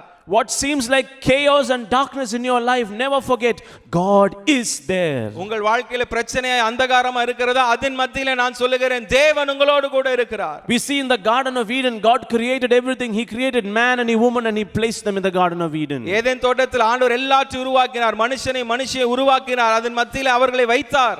We also read in Genesis chapter 3 verse 8 that God would come and spend time in the garden with them. ஆதியாகமம் 3ஆம் அதிகாரம் 8ஆம் வசனத்தில் இப்படி வாசிக்கிறோம், ஆண்டவர் அவர்களோடு கூட நேரத்தை செலவிடும்படியாய் கூட வந்தார். But we know that Adam and Eve sinned. ஆனா நமக்கு தெரியும் ஆதாமும் ஏவாளும் பாவம் செய்தார்கள். What happened when they sinned? அவர்கள் பாவம் செய்தபோது என்ன நடந்தது? They did not just lose the Garden of Eden, they lost the presence of God in their lives. Eden தோட்டத்தை மாத்திரம் அவர்கள் இழக்கவில்லை, தேவனுடைய பிரசன்னத்தை இழந்தார் அவருடைய வாழ்க்கையில. We see God appearing to Abraham many times. அநேக முறை ஆண்டவர் ஆபிரகாமுக்கு தரிசனமானார். One of my favorite portion is in Genesis chapter 15 and verse 1. எனக்கு மிகுந்த பிடித்தமான ஒரு பகுதி பாருங்க, ஆதியாகமம் 15 அதிகாரம் முதல் வசனம். God appearing in a vision to Abraham. ஆண்டவர் ஆபிரகாமுக்கு தரிசனத்தில் வருகிறார். Do not be afraid, Abraham. நீ பயப்படாதே ஆபிரகாமே, I am your shield, நான் உனக்கு கேடகமும் your very great reward. உனக்கு மகா பெரிய பலனுமா இருக்கிறேன். When was this time? எப்போ இந்த காரியம் நடந்தது? Abraham had heard the promise of God many years before. Abraham தேவனுடைய வார்த்தையை அநேக வருஷங்களுக்கு முன்பாக கேட்டிருந்தார். He was probably in the season of doubt in his life. அவனுடைய வாழ்க்கையில சந்தேகத்தின் ஊடாய் கடந்து போய் கொண்டிருக்கிற அந்த நேரமா இருந்தது. God is telling, do not be afraid. ஆனா அந்த நேரத்தில் ஆண்டவர் சொன்னார், நீ பயப்படாதே, I am your shield, your very great reward. நான் உனக்கு கேடகம் மகா பெரிய பலனுமா இருக்கிறேன். In the midst of my doubts, never forget God's presence is there. என்னுடைய சந்தேகத்தின் மத்தியில ஆண்டவருடைய பிரசன்னம் அந்த இடத்தில் இருக்குங்க. Genesis chapter 26 verse 24, we read God appearing to Isaac in Beersheba. ஆதியாகமம் 26 அதிகாரம் 24 வசனத்துல பீர்சபா என்கிறத இடத்துல ஈசாக்குக்கு ஆண்டவர் தரிசனமாகிறார். God says, do not be afraid, for I am with you. ஈசாக்கை பார்த்து ஆண்டவர் சொன்னார், நீ பயப்படாதே, நான் உன்னுடனே இருக்கிறேன். And he goes on to say, I will bless you. ஆண்டவர் சொல்லுகிறார், நான் உன்னை ஆசீர்வதிப்பேன், I will increase you. நான் உன்னை பெருக பண்ணுவேன். Hallelujah. You know, in my blessings, who is there? God is there. என்னுடைய ஆசீர்வாதத்துல யார் இருக்கிறார்? தேவன் இருக்கிறார். If you read the context of where God speaks to Isaac, we read that, Isaac planted a crop and in 1 year he received 100-fold. ஈசாக்கோடு பேசும்போது என்ன பின்னணியில நடக்குது? ஈசாக்கு அந்த வருஷத்துல விதை விதைத்தான். வேதம் சொல்லுகிறது 100 மடங்கு பலனை அனுபவித்தான். அந்த நேரத்தில் தான் இந்த வார்த்தைகள் அவர் பேசுகிறார். And we see the Philistine king called Abimelech looking at Isaac and telling in verse 28, we saw clearly that the Lord was with you. அபிமெலேக்குங்கிற பெலிஸ்திய ராஜா சொல்லுகிற 28 வசனத்துல நாங்க பார்க்கிறோங்க, தேவன் உங்களோடு கூட இருக்கிறார். So in the blessings of my life, I should never doubt that God's presence is there. அப்ப என்னுடைய ஆசீர்வாதத்தின் நேரத்துல என்னுடைய வாழ்க்கையில ஆண்டவர் எங்கூட தான் இருக்கிறார், ஆண்டவருடைய பிரசன்னம் எங்கூட இருக்குதுங்கிற சந்தேகமே வரக்கூடாது. We also read about Jacob seeing God face to face when he wrestled with a man by the river Jabbok. யாப்போக்கு அப்படிங்கிறதான அந்த நதிக்கரையில யாக்கோபு ஒரு மனுஷனோடு கூட போராடினான். அவன் அந்த நேரத்துல தேவனை முகமுகமாய் சந்தித்தான். And he named that place Peniel because he saw the face of God there. அந்த இடத்தை பெனியேல் என்று சொல்லி பெயரிட்டான். ஏனென்று சொன்னால் தேவனை முகமுகமாய் பார்த்தேன். We read about Joseph in Genesis chapter 39. ஆதியாகமம் 39 அதிகாரத்தில் யோசேப்பை குறித்து வாசிக்கிறோம். God's presence was with Joseph. தேவனுடைய பிரசன்னம் யோசேப்போடு இருந்தது. Because of that he prospered. அவன் செய்வதெல்லாம் வாய்த்தது. The Lord gave him success in everything, is what we read in verses 2 and 3. அவன் எதையெல்லாம் செய்தானோ ஆண்டவர் ஆசீர்வதித்தார் என்று சொல்லி 2ஆம் வசனம் 3ஆம் As you keep reading down in verse 5, we see that the Egyptian's house was also blessed because Joseph was in that house. வாசிக்கும்போது 5வது வசனத்துல அந்த எகிப்தினுடைய வீடு யோசேப்பின் நிமித்தம் ஆசீர்வதிக்கப்பட்டது. So in the successes of life, God is there. அப்ப நம்முடைய வெற்றிகளின் மத்தியில ஆண்டவர் தான் இருக்கிறார். That is what it means when God says, I am with you always. அப்ப உலகத்தின் முடிவு பரியந்தம் சகல நாங்களோடு கூட இருக்கிறேன் அவர் சொல்லும்போது அதுதாங்க அதுக்கு அர்த்தம். This is the trusted fact that we can stand our ground on as a believer. இந்த உறுதியான உண்மையின் மேல தான் விசுவாசிகளாக நாம் நிற்க முடியும். Let's think about Moses. மோசே குறித்து யோசிக்கலாம். He had the tremendous privilege of being in God's presence. தேவனுடைய பிரசன்னத்தில் நிற்கக்கூடிய இந்த விலையேற பெற்ற பாக்கியம் அவனுக்கு இருந்தது. He had the encounter with God at the burning bush. அந்த முட்செடியின் மத்தியில தேவனோடு கூட ஒரு சந்திப்பு அவனுக்கு ஏற்பட்டது. Then we know in Mount Sinai he saw God. Sinai மலையிலே தேவனை அவன் முகமுகமாய் கண்டான். We read in Exodus chapter 19 verse 18 that the Lord descended on the Mount Sinai in fire. யாத்திராகமம் 19 அதிகாரம் 18 வசனத்தை நாம் வாசிக்கிறோம். அந்த சீனாய் மலையிலே தேவன் அக்கினியா இறங்கினார். Hallelujah. Hallelujah. God's presence was always there. தேவனுடைய பிரசன்னம் எப்பொழுதும் அந்த இடத்தில் இருந்தது. We know God's presence accompanied the children of Israel. நமக்கு தெரியும் இஸ்ரவேல் ஜனங்களை தேவனுடைய பிரசன்னம் கூட இருந்து வழி நடத்தினது.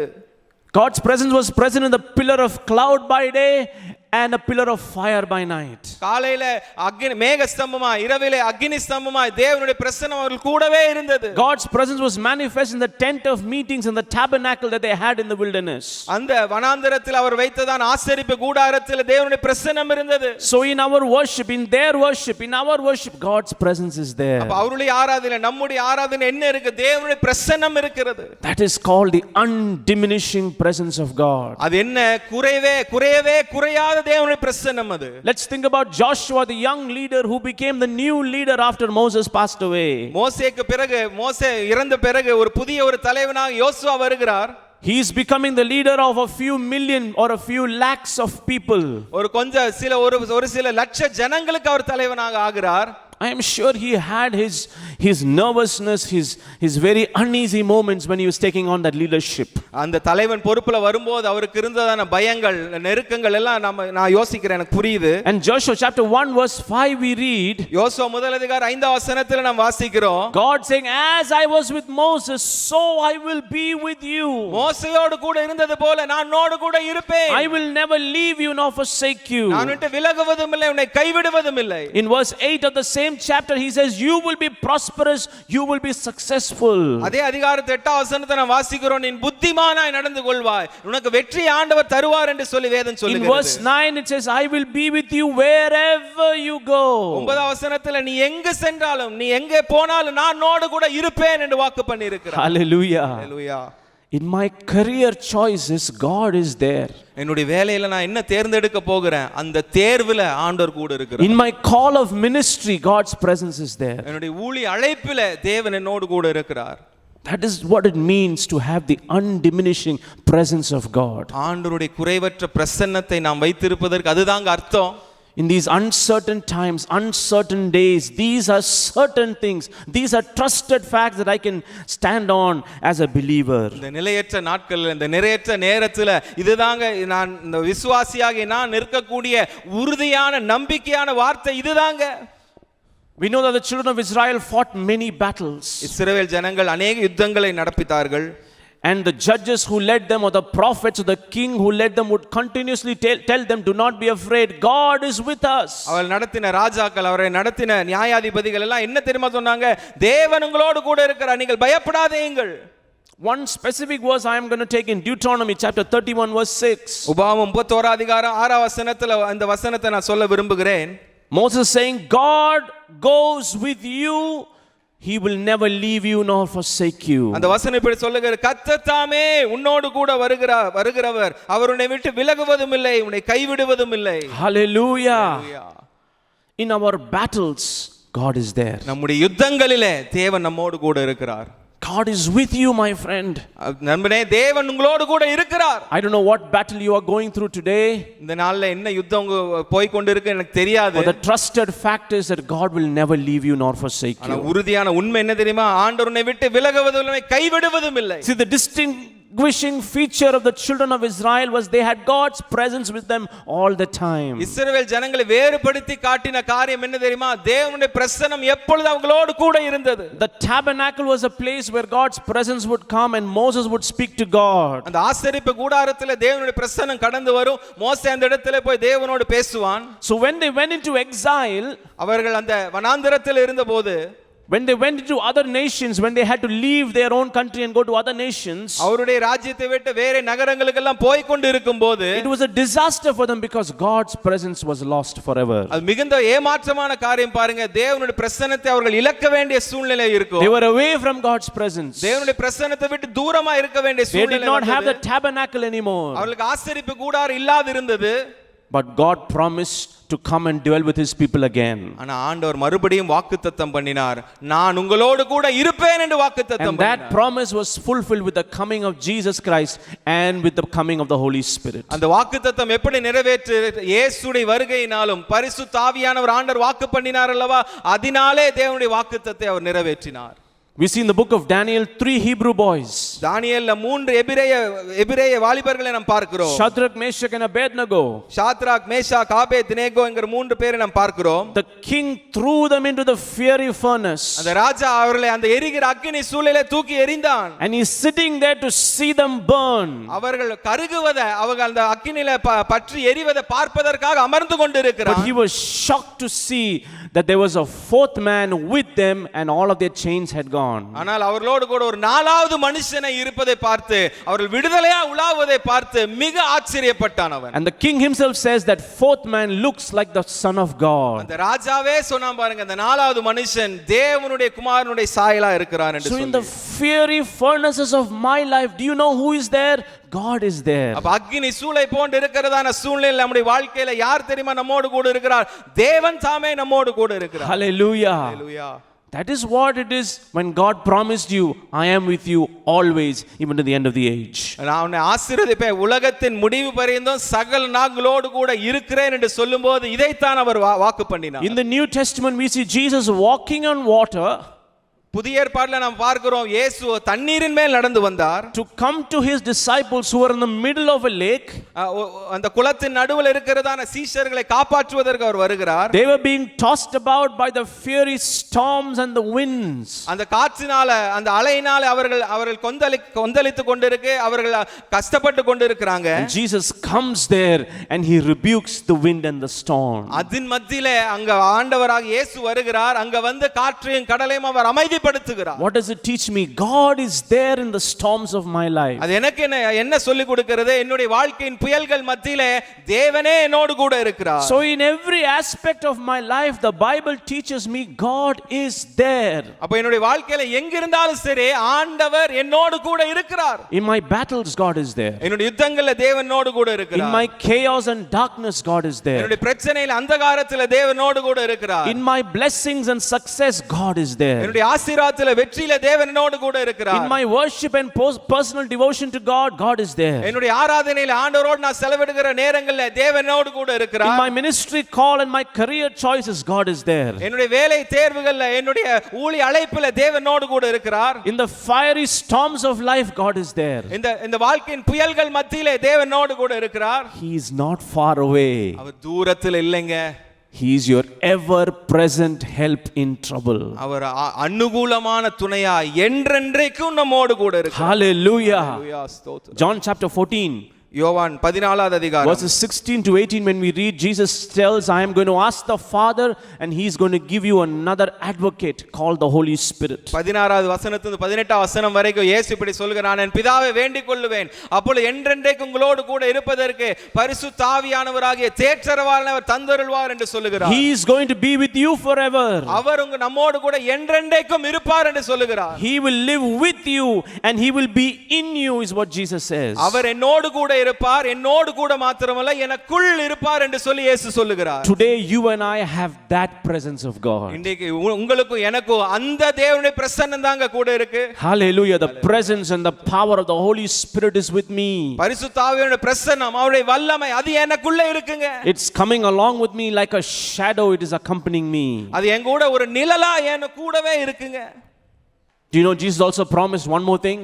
இயேசு இன்னொரு காரியத்தை வாக்கு பண்ணினார். John chapter 14 verse 3, he says, I will come back again and take you to be with me forever. யோவான் 14 அதிகாரம் 3 வசனத்தில் அவர் சொல்கிறார், நான் மீண்டும் வருவேன், நான் இருக்கிற இடத்திலே உங்களை கூட்டிக் கொண்டு சேர்ப்பதற்காக மீண்டும் வருவேன் என்று சொன்னார். In 1 John chapter 3 verse 2 we read, we will see him face to face one day. 1 யோவான் 3 அதிகாரம் 2 வசனம் சொல்லுகிறது, ஒரு நாள் அவரை நாம் முகமுகமாய் பார்ப்போம். So even in eternity we will have the presence of God. அப்ப நித்தியத்திலும் என்ன நம்மோடு கூட இருக்கு? தேவனுடைய பிரசன்னம் நம்மோடு கூட இருக்கு. That is what God is giving his word, his promise to us. Surely I am with you always to the end of the age. அதத்தான் ஆண்டவர் வாக்குத்தத்தமாய் சொல்லுகிறார், அந்த உலகத்தின் முடிவு பரியந்தம் சகல நாட்களும் உங்களோடு கூட இருக்கிறேன். I want to look at a scripture in Exodus next.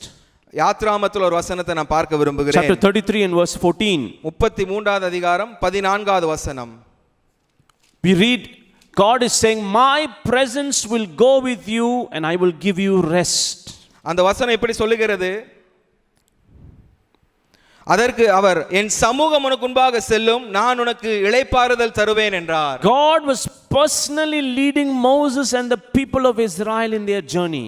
ஆண்டவராகிய தேவன் மோசேயும் இஸ்ரவேல் ஜனங்களையும் அவரே தனி நபராய் அவரே கூட இருந்து வழி நடத்தினார். He was promising to be their guide. அவர்களை வழிகாட்டுகிறவராய் இருப்பேன் என்று சொல்லி வாக்குத்தத்தம் He பண்ணினார். was telling them, I will accompany you, I will walk with you, side by side I will be with you. அவர் சொல்ல நான் உன்னோடு கூட இருப்பேன், தோளோடு தோளா இருப்பேன், பக்கத்திலே இருப்பேன் என்று வாக்கு பண்ணுகிறார். The God that you and I serve is not a God who is in the heavens only.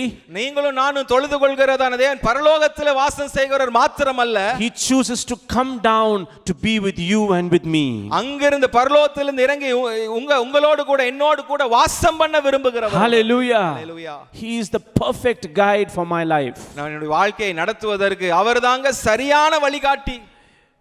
I want to take the illustration of someone who is joining a job for the first time. ஒரு எடுத்துக்காட்டு சொல்ல விரும்புறேன் பாருங்க. ஒருத்தர் புது வேலைக்கு ஒருத்தர் போய் சேர்றார் பாருங்க. And everything is new for him. எல்லாமே அவருக்கு புதுசா இருக்கு. The buildings, the people, everything is new. அங்க இருக்கிற கட்டடம், அங்க இருக்கிற மக்கள் எல்லாமே புதுசா இருக்குறாங்க. And imagine somebody come and saying, "Hello, how are you? I will be your guide. I will show you around." அந்த நேரத்தில் எல்லாம் புதுசா இருக்கும்போது ஒருத்தர் வந்து சொல்றாரு, இங்க வாங்க நான் உங்க கூட இருக்கிறேன், எல்லாத்தையும் நான் சுத்தி காட்டுறேன் அப்படின்னு சொல்லி சொல்றாருன்னு வைங்க. Wouldn't you feel so good about this person who is walking with you? அப்போ அந்த வந்தார் பாருங்க, அவரை பத்தி எப்படி நாம அப்பா ரொம்ப நல்லவர்னு சொல்லி நாம் நினைப்போம் இல்லையா? It's the same thing what God is doing, what Jesus is doing, what the Holy Spirit is doing when he is walking with us. அதுதான் இயேசுவும் பரிசுத்த ஆவியானவர் நம்மோடு கூட இருந்து அதைத்தான் அவர் செய்து கொண்டிருக்கிறார், நம்மோடு கூட நடந்து கொண்டிருக்கிறார் அவர். And through that relationship that we will develop, we will begin to know him. அந்த உறவுல நாம் இருக்கும்போது, அந்த உறவில நாம் இன்னும் முன்னேறி போகும்போது என்ன நாம் செய்கிறோம்? அவரை அறிந்து கொள்கிறோம். And as we know him, we will begin to know the will of God in our lives. அவரை அறிந்து கொள்ளும்போது நம்முடைய வாழ்க்கை குறித்து தேவனுடைய சித்தத்தை நாம் அறிய ஆரம்பிக்கிறோம். And it was that relationship that Moses had with God. அப்ப அப்பேற்பட்ட உறவை தான் மோசே தேவனோடு கூட வைத்திருந்தார். In fact, in Exodus chapter 33 and verse 11, we read the Lord spoke with Moses face to face, just as a man speaks with his friend. Yatra 33 அதிகாரம் 11 வசனத்தை நாம் வாசிக்கிறோம். தேவன் மோசேயோடு முகமுகமாய் பேசினார், ஒரு சிநேகிதனோடே பேசுவது போல தேவன் அவனோடு கூட பேசினார். That tells you the relationship that Moses and God had. அப்ப எப்பேற்பட்ட உறவு மோசேக்கும் ஆண்டவர் நடுவுல இருந்தது என்று சொல்லி அந்த வசனம் காட்டுகிறது. Moses was God's friend. மோசே தேவனுடைய சிநேகிதனாய் இருந்தான். Not because he was gifted or he was the perfect man. அவர் ரொம்ப நல்லவர், அவருக்கு நிறைய காரியங்கள் செய்ய முடியும், அதனால கிடையாது. But rather friends talk to each other, friends trust each other. ஏன் நண்பர்களா இருந்தாங்க? நண்பர்கள் பேசிக்கொள்ள விருப்பப்படுவார்கள், நண்பர்கள் நம்பிக்கை உடையவர்களா இருக்க விரும்புவார்கள். See, many times in our relationship with our friends, we do not know where our friend is going to take us sometimes. அநேக நேரத்தில் நம் நண்பர்களோடு கூட இருக்கும்போது நம்முடைய நண்பன் எந்த இடத்துல நமக்கு கொண்டு போய் சேர்ப்பான்னு சொல்லி நமக்கு தெரியாது. But we trust his word. ஆனா நண்பனை நாம் நம்புகிறோம். He tells us, I will take you to a nice place to eat. அவன் சொல்றான், ஒரு நல்ல இடத்துக்கு சாப்பிட கூட்டிட்டு போறேன்னு சொல்லி சொல்றான். We trust him and we go. அத நம்பி அவனோடு கூட போகிறோம். In that relationship Moses had with God, many times he did not know what God was going to do next. மோசே தேவனோடு கூட இந்த உறவுல அநேக நேரத்துல தேவன் அடுத்து என்ன பண்ணுவார்னு சொல்லி மோசேக்கு தெரியாது. But he knew who he was with. ஆனா யாரோடு கூட இருக்கிறான் என்று சொல்லி மோசே அறிந்தார். With whom he was going. யாரோடு கூட போய் கொண்டிருந்தான் என்று சொல்லி மோசே அறிந்தார். That's all that mattered to Moses. அதுதாங்க மோசேக்கு தேவையான காரியம். And that is the relationship I want you to develop with the Holy Spirit in your life. அப்பேற்பட்ட உறவை தான் நீங்க பரிசுத்த ஆவியானவரோடு கூட வைத்துக் கொள்ள வேண்டும் என்று சொல்லி நான் விரும்புகிறேன். When we have the accompaniment of the Holy Spirit, the presence of God in our life, there are many benefits that we will receive. பரிசுத்த ஆவியானவர் நம்மோடு கூட இருக்கும்போது, அவர் நம்முடைய துணையா இருக்கும்போது அநேக நன்மைகள் நம்முடைய வாழ்க்கையில நாம் பெற்றுக்கொள்கிறோம். The first is we have a companion, we have a friend in God or in the Holy Spirit. முதலாவது நமக்கு ஒரு துணை இருக்கு, நம்மோடு கூட ஒரு சிநேகிதன் நம்மோடு கூட இருக்கிறார். Exodus chapter 33 verse 14 we read, my presence will go with you is what God told Moses. யாத்திரை 33:14 இப்படி நாம் வாசிப்போம், என் சமூகம் உனக்கு முன்பாக செல்லும் என்று சொல்லி நாம் வாசித்தோம். See, regardless of my condition, regardless of my circumstance, God is with me. அப்ப என்னுடைய சூழ்நிலை, என்னுடைய சந்தர்ப்பம் எப்படி இருந்தாலும் சரி, எப்படி இருந்தாலும் தேவன் நம்மோடு கூட இருக்கிறார். A good friend does not look at my economic status, my situation or my condition to continue to love me as a friend. ஒரு நல்ல நண்பன் என்னுடைய பொருளாதார நிலை, நான் எப்படி இருக்கிறேன் அதை வைத்து என்னோடு கூட உறவு வைத்துக் கொள்ள மாட்டான். In the same way, God does not look at your situation, God does not look at your condition, God does not look at your poverty. Rather, he looks at you as a friend. ஆனா அதே போலதான் தேவன் உங்களுடைய நீங்க இருக்கிறதான அந்த எளிமையான சூழ்நிலை அவர் பார்ப்பது, உங்கள் பொருளாதார சூழ்நிலை பார்ப்பது, உங்களுடைய சூழ்நிலை எப்படி இருந்தாலும் அவர் உங்களோடு கூட நண்பனாய் இருக்கிறார். He is your friend, he is your companion. அவர் உங்கள் சிநேகிதனா இருக்கிறார், அவர்தான் உங்கள் துணையா The இருக்கிறார். whole world may sometimes leave you out. உலகம் முழுவதும் நம்மை ஒதுக்கி வைத்து விடலாம். God will never walk out on you. ஆனால் தேவன் நம்மை ஒருபோதும் கைவிட மாட்டார். Hallelujah. The second benefit that I see in the same verse, God telling Moses, I will give you rest. அதே வசனத்தில் நான் பார்க்கக்கூடிய இரண்டாவது காரியம், அவர் சொல்கிறார், நான் உனக்கு இளைப்பாறுதல் தருவேன். What is this rest that God is talking about? ஆண்டவர் கொடுக்கக்கூடிய அந்த இளைப்பாறுதல் என்ன பேசிக் கொண்டிருக்கிறார்? See, that is itself is a whole sermon topic. அதுவே ஒரு பெரிய நான் போதிக்க வேண்டிய ஒரு தலைப்பு பாருங்க. But I am just going to take 1 or 2 minutes to just explain what that rest means. அந்த இளைப்பாறுதலை குறித்து 1-2 நிமிஷத்துல நான் சொல்ல விரும்புகிறேன். See, it is talking about a rest that comes upon you when you are on a journey. அந்த இளைப்பாறுதல் என்ன? நான் ஒரு பிரயாணத்தை போய் கொண்டிருக்கிறோம், அதன் மத்தியிலே வரக்கூடிய ஒரு இளைப்பாறுதல். It is not a weekly day off or a paid vacation or some time that you are spending with your loved ones. ஒரு விடுமுறை நாள் அல்ல, கடைசி விடுமுறை, அந்த வாரத்தின் கடைசி நாட்கள் விடுமுறை கிடைக்கும்போது அப்பேற்பட்ட நாட்கள் அல்ல, நம்ம விரும்புகிறோடு செலவிடக்கூடிய அப்பேற்பட்ட அந்த மாதிரி ஒரு இளைப்பாறுதல் கிடையாது. This rest is not an end of an activity or an end of a journey in your life. இந்த இளைப்பாறுதல் அந்த பிரயாணத்தினுடைய முடிவு கிடையாது. It is a calmness and peace and security that comes when you walk with God. நாம் தேவனோடு இருக்கும்போது நமக்கு கிடைக்கக்கூடிய ஒரு ஆறுதல், ஒரு பத்திரமான ஒரு சூழ்நிலை, அதுதான் இளைப்பாறுதல் என்று நான் சொல்லுகிறேன். This rest comes when God's presence is with me. இந்த இளைப்பாறுதல் எப்ப வருகிறது? தேவனுடைய பிரசன்னம் என்னோடு கூட இருக்கும்போது இந்த இளைப்பாறுதல் வருகிறது. It is a physical endurance that makes me make the correct decisions in life. இந்த இளைப்பாறுதல் வரும்போது நான் சரியான முடிவுகளை எடுப்பதற்கு எனக்கு ஆண்டவர் கொடுக்கக்கூடிய ஒரு ஆற்றலா இருக்கிறது. It is an emotional endurance that God gives me to make the right decisions in life, the right judgments in life. சரியான முடிவுகளை எடுப்பதற்கு ஆண்டவர் என்னுடைய உணர்ச்சிகளுக்கு கொடுக்கக்கூடிய ஒரு ஆற்றலா இருக்கிறது இந்த இளைப்பாறுதல். I would say this rest is a testimony of trusting God. இந்த இளைப்பாறுதல் எதற்கு சாட்சியா இருக்கிறது? நான் தேவனை நம்பிக்கொண்டிருக்கிறேன் என்பதற்கு அது சாட்சியா இருக்கிறது. Hallelujah. Hallelujah. That is the benefit of having the presence of God in our lives. தேவனுடைய பிரசன்னம் நம்மோடு கூட இருக்கும்போது நமக்கு கிடைக்கிற நன்மை இதுதாங்க. 2 birds were sitting on top of a very high building. ஒரு பெரிய ஒரு பில்டிங் மேல 2 பறவை உட்கார்ந்து கொண்டிருந்தது. One is telling to the other. ஒரு பறவை இன்னொரு பறவை பார்த்து இப்படி சொல்லுது, Look at the humans running, hurrying up and down. Where are they running to? இந்த மனுஷர்களை பாருங்க, எங்கேயும் பயங்கரமா பரபரப்பா போய் கொண்டிருக்கிறாங்க.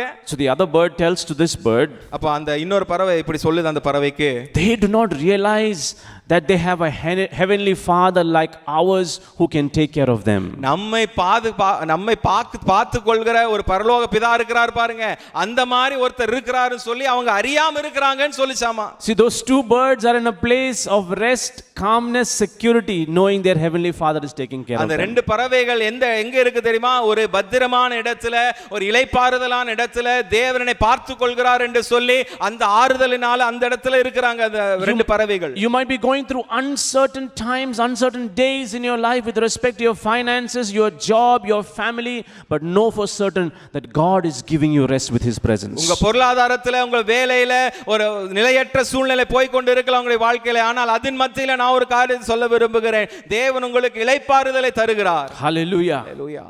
Exodus chapter 33 verse 16 gives me another benefit.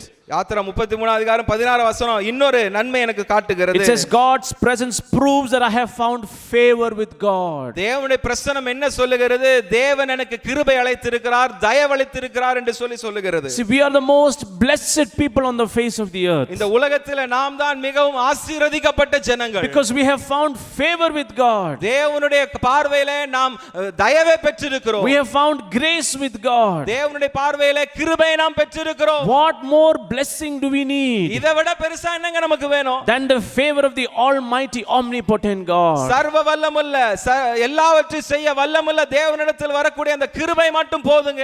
Hallelujah. Hallelujah. When we have the favor of God, the Bible says we lack nothing. தேவனுடைய தயவு நம்மோடு கூட இருக்கும்போது நமக்கு இல்லன்னு சொல்லி எதுவுமே இல்ல. Psalm 23 verse 1, The Lord is my shepherd, I lack nothing.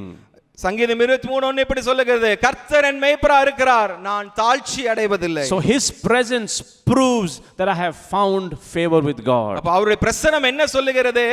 ஆண்டவரிடத்திலே நான் தயவு பெற்றிருக்கிறேன் என்று சொல்லுகிறது. Another benefit we see in the same verse, Exodus 33 and verse 16. அதே 33:16வது வசனத்துல நாம் பார்க்கிற இன்னொரு நன்மை, God's presence distinguishes us from all other people. தேவனுடைய பிரசன்னம் மற்ற ஜனத்தை விட நம்மை வேறுபடுத்தி காட்டுகிறது. What is the difference between me, a believer or a child of God, and somebody on the outside? தேவனை நம்பிக்கொண்டிருக்கிற விசுவாசியாக எனக்கும் வெளியே இருக்கிற இன்னொருத்தருக்கும் என்ன வித்தியாசம்? It is the presence of God. தேவனுடைய பிரசன்னம் தான் அந்த வித்தியாசம். I am assured of God's presence. தேவனுடைய பிரசன்னம் எனக்கு இருக்குன்னு சொல்லி அந்த உறுதியான நம்பிக்கை எனக்கு இருக்கிறது. But the others on the outside, they are walking in darkness, trying to find some assurance in their lives. ஆனா வெளியே இருக்கிறவங்க இன்னும் அந்தகாரத்தில் நடந்து கொண்டு இருக்கிறாங்க, வாழ்க்கையில ஒரு உறுதி கிடைக்குமா என்று சொல்லி தெரியாம துயைத்து நடந்து கொண்டு இருக்கிறாங்க. But I am a distinguished person. நான் வேறுபடுத்தி காட்டப்பட்டிருக்கிற ஒரு மனுஷன். Because God's presence is with me.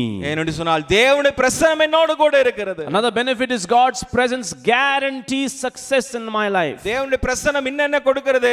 நான் வெற்றி பெறுவேன் என்று சொல்லி அது எனக்கு உறுதி அளிக்கிறது. We see that from the life of Joseph. யோசேப்புடைய வாழ்க்கையில நாம் பார்க்கிறோம். Genesis chapter 39, as you read it, we know God's presence was always with Joseph. ஆதியாகமம் 39 அதிகாரத்தில் நாம் வாசிக்கிறோம், தேவனுடைய பிரசன்னம் எப்பொழுதும் யோசேப்போடு கூட இருந்தது. Even in the tough times when his brothers beat him up and put him in a pit and then he was sold to the Egyptians. சகோதரர்களால் அடிக்கப்பட்டு குழியிலே தள்ளப்பட்டு எகிப்தர் கையில விற்கப்பட்ட கூடிய அப்பேற்பட்ட கஷ்டமான சூழ்நிலையிலும் தேவன் கூட இருந்தார். And then he was put in the house of Potiphar. God blessed that house. போத்திபாருடைய வீட்டிலே அவன் வைக்கப்பட்டான். அந்த போத்திபாருடைய வீடை தேவன் ஆசீர்வதித்தார். In fact, the Bible says God blessed the house and the fields of Potiphar.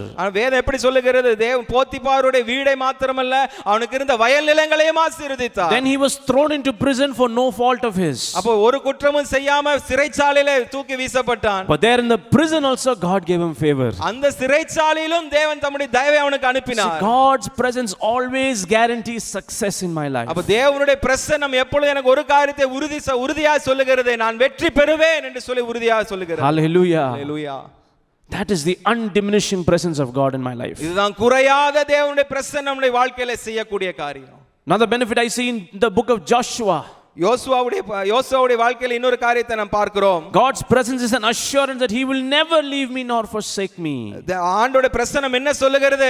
அவர் நம்மை விட்டு விலகுவதும் இல்லை, நம்மை கைவிடுவதும் இல்லை என்று சொல்லி சொல்லுகிறது. A young man taking the mantle of leadership to lead a large number of people. ஒரு வாலிபன் அந்த தலைவனுடைய பொறுப்புல ஸ்தானத்துல வருகிறார், அநேகரை நடத்தக்கூடிய அப்பேற்பட்ட ஒரு பொறுப்புள்ள இடத்துக்கு வருகிறார். Moses was a leader like no other leader. In fact, probably he was the greatest leader of the nation of Israel. இஸ்ரவேல் ஜனங்களை நடத்தினதான தலைவர்ல மிகவும் பெரிய ஒரு தலைவர் யாருன்னா அந்த மோசே தான். And when he passed away, Joshua has to put on that role, take that role. What a tough assignment it is for this young man. அப்ப அவனுக்கு பிறகு அவனுடைய இடத்துல வேறொருவர் தலைவனா வருகிறான். அப்ப எப்பேற்பட்ட ஒரு காரியம் அவனுக்கு கொடுக்கப்படுகிறது பாருங்க. But God promises Joshua. ஆனா யோசுவாவை பார்த்து ஆண்டவர் வாக்குத்தத்தம் பண்ணுகிறார். As I was with Moses, மோசேயோடு கூட நான் இருந்தது போல, so I will be with you. நான் உன்னோடு கூட இருப்பேன். I will never leave you nor forsake you. நான் விட்டு விலகுவதும் இல்லை, உன்னை கைவிடுவதும் இல்லை என்று You வாக்கு will be பண்ணினார். prosperous and successful in everything. நீ புத்திமானாய் நடந்து கொள்வாய், நீ வெற்றி பெறுவாய் என்று சொல்லி வாக்கு பண்ணினார். Hallelujah. Hallelujah. That is what God's presence promises us this morning. அப்ப தேவனுடைய பிரசன்னம் அதத்தான் நமக்கு வாக்குத்தத்தமா இந்த காலைவேளையில கொடுக்கிறது பாருங்க. You can be assured of success in your life. உங்களுடைய வாழ்க்கையில வெற்றி பெறுவது மிகவும் உறுதியான ஒரு காரியம். God's presence is also an antidote to fear and discouragement in my life. நம்முடைய வாழ்க்கையில பயத்துக்கும் கவலைக்கும் இருக்கக்கூடிய மருந்து தேவனுடைய பிரசன்னம். That's what we read in Joshua chapter 1 verse 9. யோசுவா முதல் அதிகாரம் 9 வசனத்தை தான் வாசிக்கிறோம். God is telling Joshua, have I not commanded you, be strong and courageous, do not be afraid, do not be discouraged. ஆண்டவர் யோசுவா பார்த்து சொல்கிறார், நான் உனக்கு கட்டளையிடவில்லையா, பலங்கொண்டு திடமனதாயிரு, திகையாதே, கலங்காதே, நான் உன்னுடனே கூட இருக்கிறேன் என்று வாக்கு பண்ணுகிறார். Hallelujah. Hallelujah. God is with us. தேவன் நம்மோடு கூட இருக்கிறார். Isaiah chapter 41 and verse 10. ஏசாயா 41:10. Do not fear, for I am with you. நீ பயப்படாதே, நான் உனக்கு துணை நிற்கிறேன். Do not be dismayed, for I am with you. திகையாதே, நான் உன்னுடைய தேவன். Hallelujah. Hallelujah. See, when we have fear and discouragement in our life, God's presence is the antidote to that fear and discouragement. பயமும் கவலையும் நம்முடைய வாழ்க்கையில் இருக்கும்போது அந்த பயத்துக்கும் கலக்கத்துக்கும் இருக்கிற மருந்து என்ன தெரியுமா? தேவனுடைய பிரசன்னம் தான் அந்த மருந்து. Exodus chapter 13 verse 21 talks about God's presence being a guide. யாத்திராம் 13:21 சொல்லுகிறது தேவனுடைய பிரசன்னம் ஒரு வழி நடத்தக்கூடிய பிரசன்னமா இருக்கிறது. The children of Israel were traveling through the wilderness for 40 years. இஸ்ரவேல் ஜனங்கள் 40 வருஷமாய் வனாந்தரத்திலே நடந்து கொண்டிருக்கிறாங்க. Every day, every step, every moment of that walk in the wilderness, God's presence was there. ஒவ்வொரு நாள் ஒவ்வொரு அடியிலும் அவர்கள் இருந்து வனாந்தரத்தில் இருந்ததான அத்தனை நாட்களிலும் தேவனுடைய பிரசன்னம் அவங்களோடு கூட இருந்தது. His presence was in the form of a pillar of cloud by day. அவருடைய பிரசன்னம் எப்படி இருந்தது? பகலிலே மேக ஸ்தம்பமாய் கூட இருந்தது. Pillar of fire by night. இரவிலே அக்கினி ஸ்தம்பமாய் கூட இருந்தது. That presence gave them food, water, clothing. அந்த பிரசன்னம் தான் அவர்களுக்கு சாப்பாடு கொடுத்தது, அவர்களுக்கு உடையை கொடுத்தது. That presence gave them warmth when it got very cold in the nights. அந்த இரவில் அவர்களுக்கு தேவையான அனலை அந்த பிரசன்னம் தான் தந்தது. That presence gave them coolness when in the heat of the day. காலை வேளையில இருக்கிறதா அந்த அனல்ல அந்த குளிரை எதிர்த்து அந்த பிரசன்னம் தான் தந்தது. That is a picture of God's faithfulness. இது என்ன காட்டுகிறது? தேவன் எவ்வளவு உண்மையுள்ளவர் என்பதை படம் பிடித்து காட்டுகிறது. That is a picture of or a lesson to us that he will never leave us. அது நமக்கு ஒரு பாடம் சொல்லுகிறது பாருங்க. தேவன் நம்மை விட்டு விலகுவது இல்லை என்று சொல்லி. He will never leave you, my friend. உங்களை விட்டு விலகுவது இல்லை நண்பனே. Hallelujah. His presence is with you. தேவனுடைய பிரசன்னம் உங்களோடு கூட இருக்கிறது. But do you know God's omnipresence is also a comfort and a warning to us? தேவன் எங்கும் நிறைந்தவரா இருக்கிறார். ஆனா அது நமக்கு ஒரு ஆறுதலா இருக்கிறது. ஆறுதலாய் மாத்திரமல்ல, அது ஒரு எச்சரிக்கையாவும் இருக்கிறது. Psalm 139, when we read verses 5 to 12, we read about where can I go from the presence of God. சங்கீதம் 139 5 முதல் 12 வசனங்கள் இப்படி சொல்லுகிறது. தேவனுடைய பிரசன்னத்தை விட்டு நான் எங்கே போவேன்? I am assured about God's care and kindness in my life. ஆண்டவருடைய தயவையும் ஆண்டவர் கூட இருக்கிறார் என்று சொல்லி நம்முடைய வாழ்க்கையில் அவர் சொல்லுகிறார். But there is also a warning there. ஆனா அதுல ஒரு எச்சரிக்கையும் இருக்கிறது பாருங்க. If I go to the heavens, you are there. பரலோகத்துல போனாலும் அங்கே இருக்கிறீர். In the pits of hell also your presence is there. பாதாளத்துல படிக்கப்பட்டால் அங்கே இருக்கிறீர். The warning is that even if I want to hide from God's presence, I can never hide myself. அப்ப எச்சரிக்கை என்ன? தேவனுடைய பிரசன்னத்தை விட்டு நான் எங்கயாவது ஒளிந்து கொள்ள விரும்புறேன்னு சொன்னா ஒளிந்து கொள்ளக்கூடிய ஒரு இடமே இல்லைங்க. There is no place that you can hide from the presence of God. ஆண்டவருடைய பிரசன்னத்தை விட்டு நாம் ஒளிந்து கொள்ள எங்க இடமே கிடையாது. In the New Testament, when Jesus was born, God said his name will be called Immanuel, God with us. புதிய ஏற்பாட்டில் இயேசு இந்த உலகத்தில் பிறக்கும்போது ஆண்டவர் சொல்லுகிறார், ஆண்டவருடைய நாமம் என்ன? இம்மானுவேல் அப்படி என்று சொன்னால் தேவன் நம்மோடு கூட இருக்கிறார். God making his dwelling with man. மனுஷனோடு கூட தேவன் வாசம் பண்ண விரும்புகிறார். But we know Jesus left the earth to go back to heaven. நமக்கு தெரியும் இயேசு இந்த உலகத்தை விட்டு பரலோகத்துக்கு போனார்.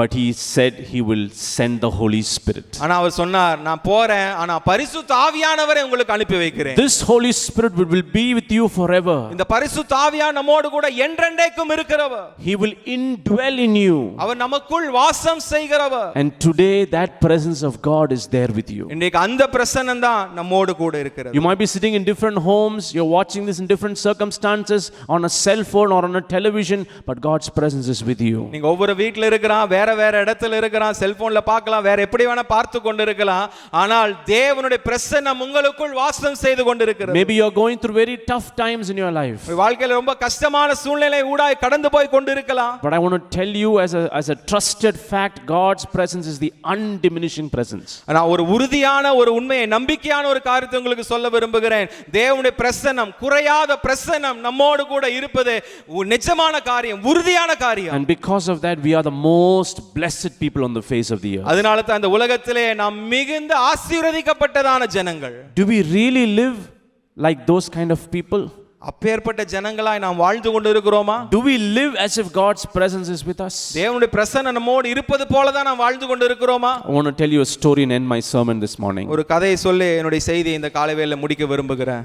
When electricity became available in a village, an old woman spent money, did wiring, and got this electrical connection. ஒரு கிராமப்புறத்துல மின்சார இணைப்பு வந்தது. அந்த மின்சார இணைப்பு பெறுவதற்கு ஒரு வயசான ஒரு அம்மா வந்து நிறைய பணம் செலவு பண்ணி அந்த மின்சார இணைப்பை கொண்டு வந்தாங்க அவங்க வீட்டுக்கு. A few months after the wiring and the power was given to this home, ஒரு சில மாதங்களுக்கு பிறகு வயர்லாம் அடிச்சாச்சு, அந்த மின்சார இணைப்பெல்லாம் வந்துருச்சு அந்த வீட்டுக்கு. the power company found out that there was not much consumption of power from this house of the old lady. அந்த மின்சார நிறுவனம் ஒன்று கண்டுபிடிச்சது பாருங்க, இந்த வயசான அம்மா வந்து நிறைய மின்சாரமே உபயோகப்படுத்த மாட்டேங்குதே அப்படின்னு சொல்லி பார்த்தாங்க. So they sent somebody to read the meter on that woman's house. அப்ப அந்த அம்மாவோட வீட்டில் இருக்கிற மீட்டரை பார்க்கறதுக்கு ஒரு ஆள் அனுப்புனாங்க. The meter reader saw that the power was on, wiring is correct, everything is right, but not much power is being consumed. அப்ப அவங்க பார்த்தாங்க மின்சார இணைப்பு இருந்தது, அந்த சரியான வயரிங் எல்லாம் சரியா தான் இருந்தது, ஆனாலும் மின்சாரம் செலவாகல. So they asked the woman, do you use your electricity?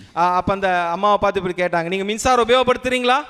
The woman said, yes, of course I use the electricity. ஆமாங்க, கண்டிப்பா நான் பயன்படுத்துகிறேன் என்று சொல்லி அந்த அம்மா சொல்லுச்சு. Every night when I want to light up my lamp, I turn on the light my lamp and then I turn off the light. ஒவ்வொரு நாளும் என்னுடைய இரவுல அந்த விளக்க கொளுத்தணும்ங்கற போது நான் என்ன பண்ணுவேன், நான் லைட்டை ஆன் பண்ணுவேங்க, விளக்க கொளுத்துவேங்க, அதுக்கப்புறம் லைட் ஆஃப் பண்ணிடுவேங்கன்னு சொல்லுச்சு. Many of us are living like that. அநேகர் நாம் எல்லாம் இப்படிதாங்க வாழ்ந்து கொண்டு இருக்கிறோம். Knowing that we have the presence of God, தேவனுடைய பிரசன்னம் எனக்குள்ள இருக்குன்னு சொல்லி நாம் அறிந்திருக்கிறோம். but we use it merely to satisfy my spiritual need on a Sunday. அப்ப நான் அதை எதற்கு உபயோகப்படுத்திக் கொண்டிருக்கிறோம்? ஞாயிற்றுக்கிழமை என்னுடைய தேவைகளை சந்தித்துக் கொள்ள அதற்காக நாம் உபயோகப்படுத்திக் கொண்டிருக்கிறோம். But we never practice the presence of God other days of the week. மற்ற நாட்களிலே தேவனுடைய பிரசன்னத்தை நாம் பின்பற்றுவது கிடையாது. Practice the presence of God every day of your life. ஒவ்வொரு நாளும் உங்களுடைய வாழ்க்கையில தேவனுடைய பிரசன்னத்தை பின்பற்றுங்கள். Every moment of our living day. நாம் வாழ்ந்து கொண்டிருக்கிற ஒவ்வொரு க்ஷண பொழுதிலும் அதை பின்பற்றுங்கள். Remember that the shadow of the Holy Spirit is with us. உங்களுக்கு ஒரு காரியத்தை நினைவுபடுத்திக் கொள்ளுங்கள், இந்த பரிசுத்த ஆவியானவர் நம்மரோடு கூட நிழலாய் இருக்கிறார். This is a trusted fact. இதுதான் உறுதியான உண்மை. In uncertain times, நிலையற்ற சூழ்நிலையில இதுதாங்க உறுதியான உண்மை. this will never change. இது மாறவே மாறாது. God's love never changes. ஆண்டவருடைய அன்பு மாறுவதே கிடையாது. God's word does not change. ஆண்டவருடைய வார்த்தை மாறுவதே கிடையாது. And God's presence never changes in our தேவனுடைய life. பிரசன்னம் நம்முடைய வாழ்க்கையிலே மாறுவதே கிடையாது. Close your eyes with me, let us pray. கண்களை மூடி நாம் ஜெபிக்கலாம். Father, we thank you for speaking to us this morning, Lord. பிதாவே, இந்த காலை வேளை எங்களோடு கூட பேசினீரே, உமக்கு ஸ்தோத்திரம். Thank you for reassuring us about your presence this morning. ஆண்டவருடைய பிரசன்னம் எங்களோடு கூட இருந்து சொல்லி ஒரு முறை கூட உறுதிப்படுத்தினபடியால் உமக்கு ஸ்தோத்திரம். This morning we realize that in our darkness, in our chaos, your presence is there. இந்த காலை வேளையில நாங்க ஒரு காரியத்தை யோசிக்கிறோம் ஆண்டவரே, எங்களுடைய பிரச்சனைகள் மத்தியில, எங்களுடைய அந்தகாரமான நேரத்துல நீங்க எங்களோடு கூட இருக்கிறீங்க, பிரசன்னம் எங்களோடு கூட இருக்கிறது. In the battles of our life, in the storms of our life, God, your presence is there. வாழ்க்கையில யுத்தங்களிலே எங்களோடு கூட இருக்கிறீங்க, நான் கூட இருக்கிற எங்க சூழ்நிலையில உங்க பிரசன்னம் கூட இருக்கிறது. Lord, also in the victories of my life, in the successes of my life, in the prosperity of my life, your presence is always there. என்னுடைய வெற்றியிலே தேவன் என்னோடு கூட இருக்கிறார். நான் செழித்துக் கொண்டிருக்கும் போது அந்த சூழ்நிலையில தேவன் என்னோடு கூட இருக்கிறீர். Lord, I want to pray for those who are watching us, listening to us this morning. இந்த காலை வேளை எங்களை கேட்டு கொண்டிருக்கிற ஒவ்வொருவருக்காக நான் ஜெபிக்க விரும்புகிறேன். Lord, let them be assured of God's presence with them. தேவனுடைய பிரசன்னம் அவர்களோடு கூட இருக்கிறது என்பதை அவர்கள் ஒருமுறை கூட உறுதி பண்ணிக் கொள்ளட்டும் ஆண்டவரே. Let them come to a place of rest, calm and security, knowing that God's presence is with them. ஒரு இளைப்பாறுதலான சூழ்நிலையில, ஒரு பத்திரமான சூழ்நிலையில, அப்பேற்பட்ட சூழ்நிலையில தேவன் என்னோடு கூட இருக்கிறார் என்பதை நினைத்து அப்பேற்பட்ட ஒரு சூழ்நிலையில அவர்கள் வரட்டும் ஆண்டவரே. I pray the Holy Spirit would continue to do its work in the lives of every believer in our church. ஆண்டவரே, எங்க சபையில இருக்கிற ஒவ்வொரு விசுவாசியுடைய வாழ்க்கையிலும் பரிசுத்த ஆவியார் அந்த காரியங்களை நடப்பிக்கும்படியா ஜெபிக்கிறேன். I speak blessings and victory into their lives this morning. அவருடைய வாழ்க்கையில ஜெயத்தை பேசுகிறேன், அவருடைய வாழ்க்கையில வெற்றியை பேசுகிறேன். Thank you for speaking to us. எங்களோடு கூட பேசினீரே, உமக்கு ஸ்தோத்திரம். In Jesus' precious name. இயேசுவின் விலையேறப்பெற்ற நாமத்தில் ஜெபிக்கிறேன். Amen. Amen. Amen. Amen. God bless you. Amen. நீங்கள் அன்பாக நேசிக்கிறீங்க தகப்பனே, நன்றியோட துதிக்கிறோம் பிதாவே. இந்த ஆராதனை நீங்கள் இவ்வளோ தூரம் இருந்து ஆசீர்வதித்த தயவுக்காக ஸ்தோத்திரம். தொடர்ந்து சரிதான மக்களோடு கூட இருக்கட்டும் ஐயா. அவன் மக்களை வீட்டில் எல்லாரையும் ஆசீர்வதிக்கணும் அப்பா. எங்களை முற்றுமை முழக்கத்தில் ஒப்பு கொடுக்குறோம். ஏசப்பா நாமத்தில் கேட்குறேன் பிதாவே, ஆமேன். என் ஆத்மாவே கர்த்தரை ஸ்தோத்ரி, என் உள்ளமே கர்த்தர் நாமத்தை ஸ்தோத்ரி, என் ஆத்மாவே கர்த்தரை ஸ்தோத்ரி, அவர் செய்த சகல உபகாரங்களையும் மறவாதே. ஆமேன், ஆமேன். நம்முடைய கர்த்தராகிய இயேசு கிறிஸ்துவின் கிருபையும் பிதாவாகிய தேவனுடைய அன்பும் பரிசுத்த ஆவியானவருடைய அன்யோன்ய ஐக்கியமும் நம் அனைவரோடும் கூட என்னென்றைக்கும் இருப்பதாக. ஆமென்.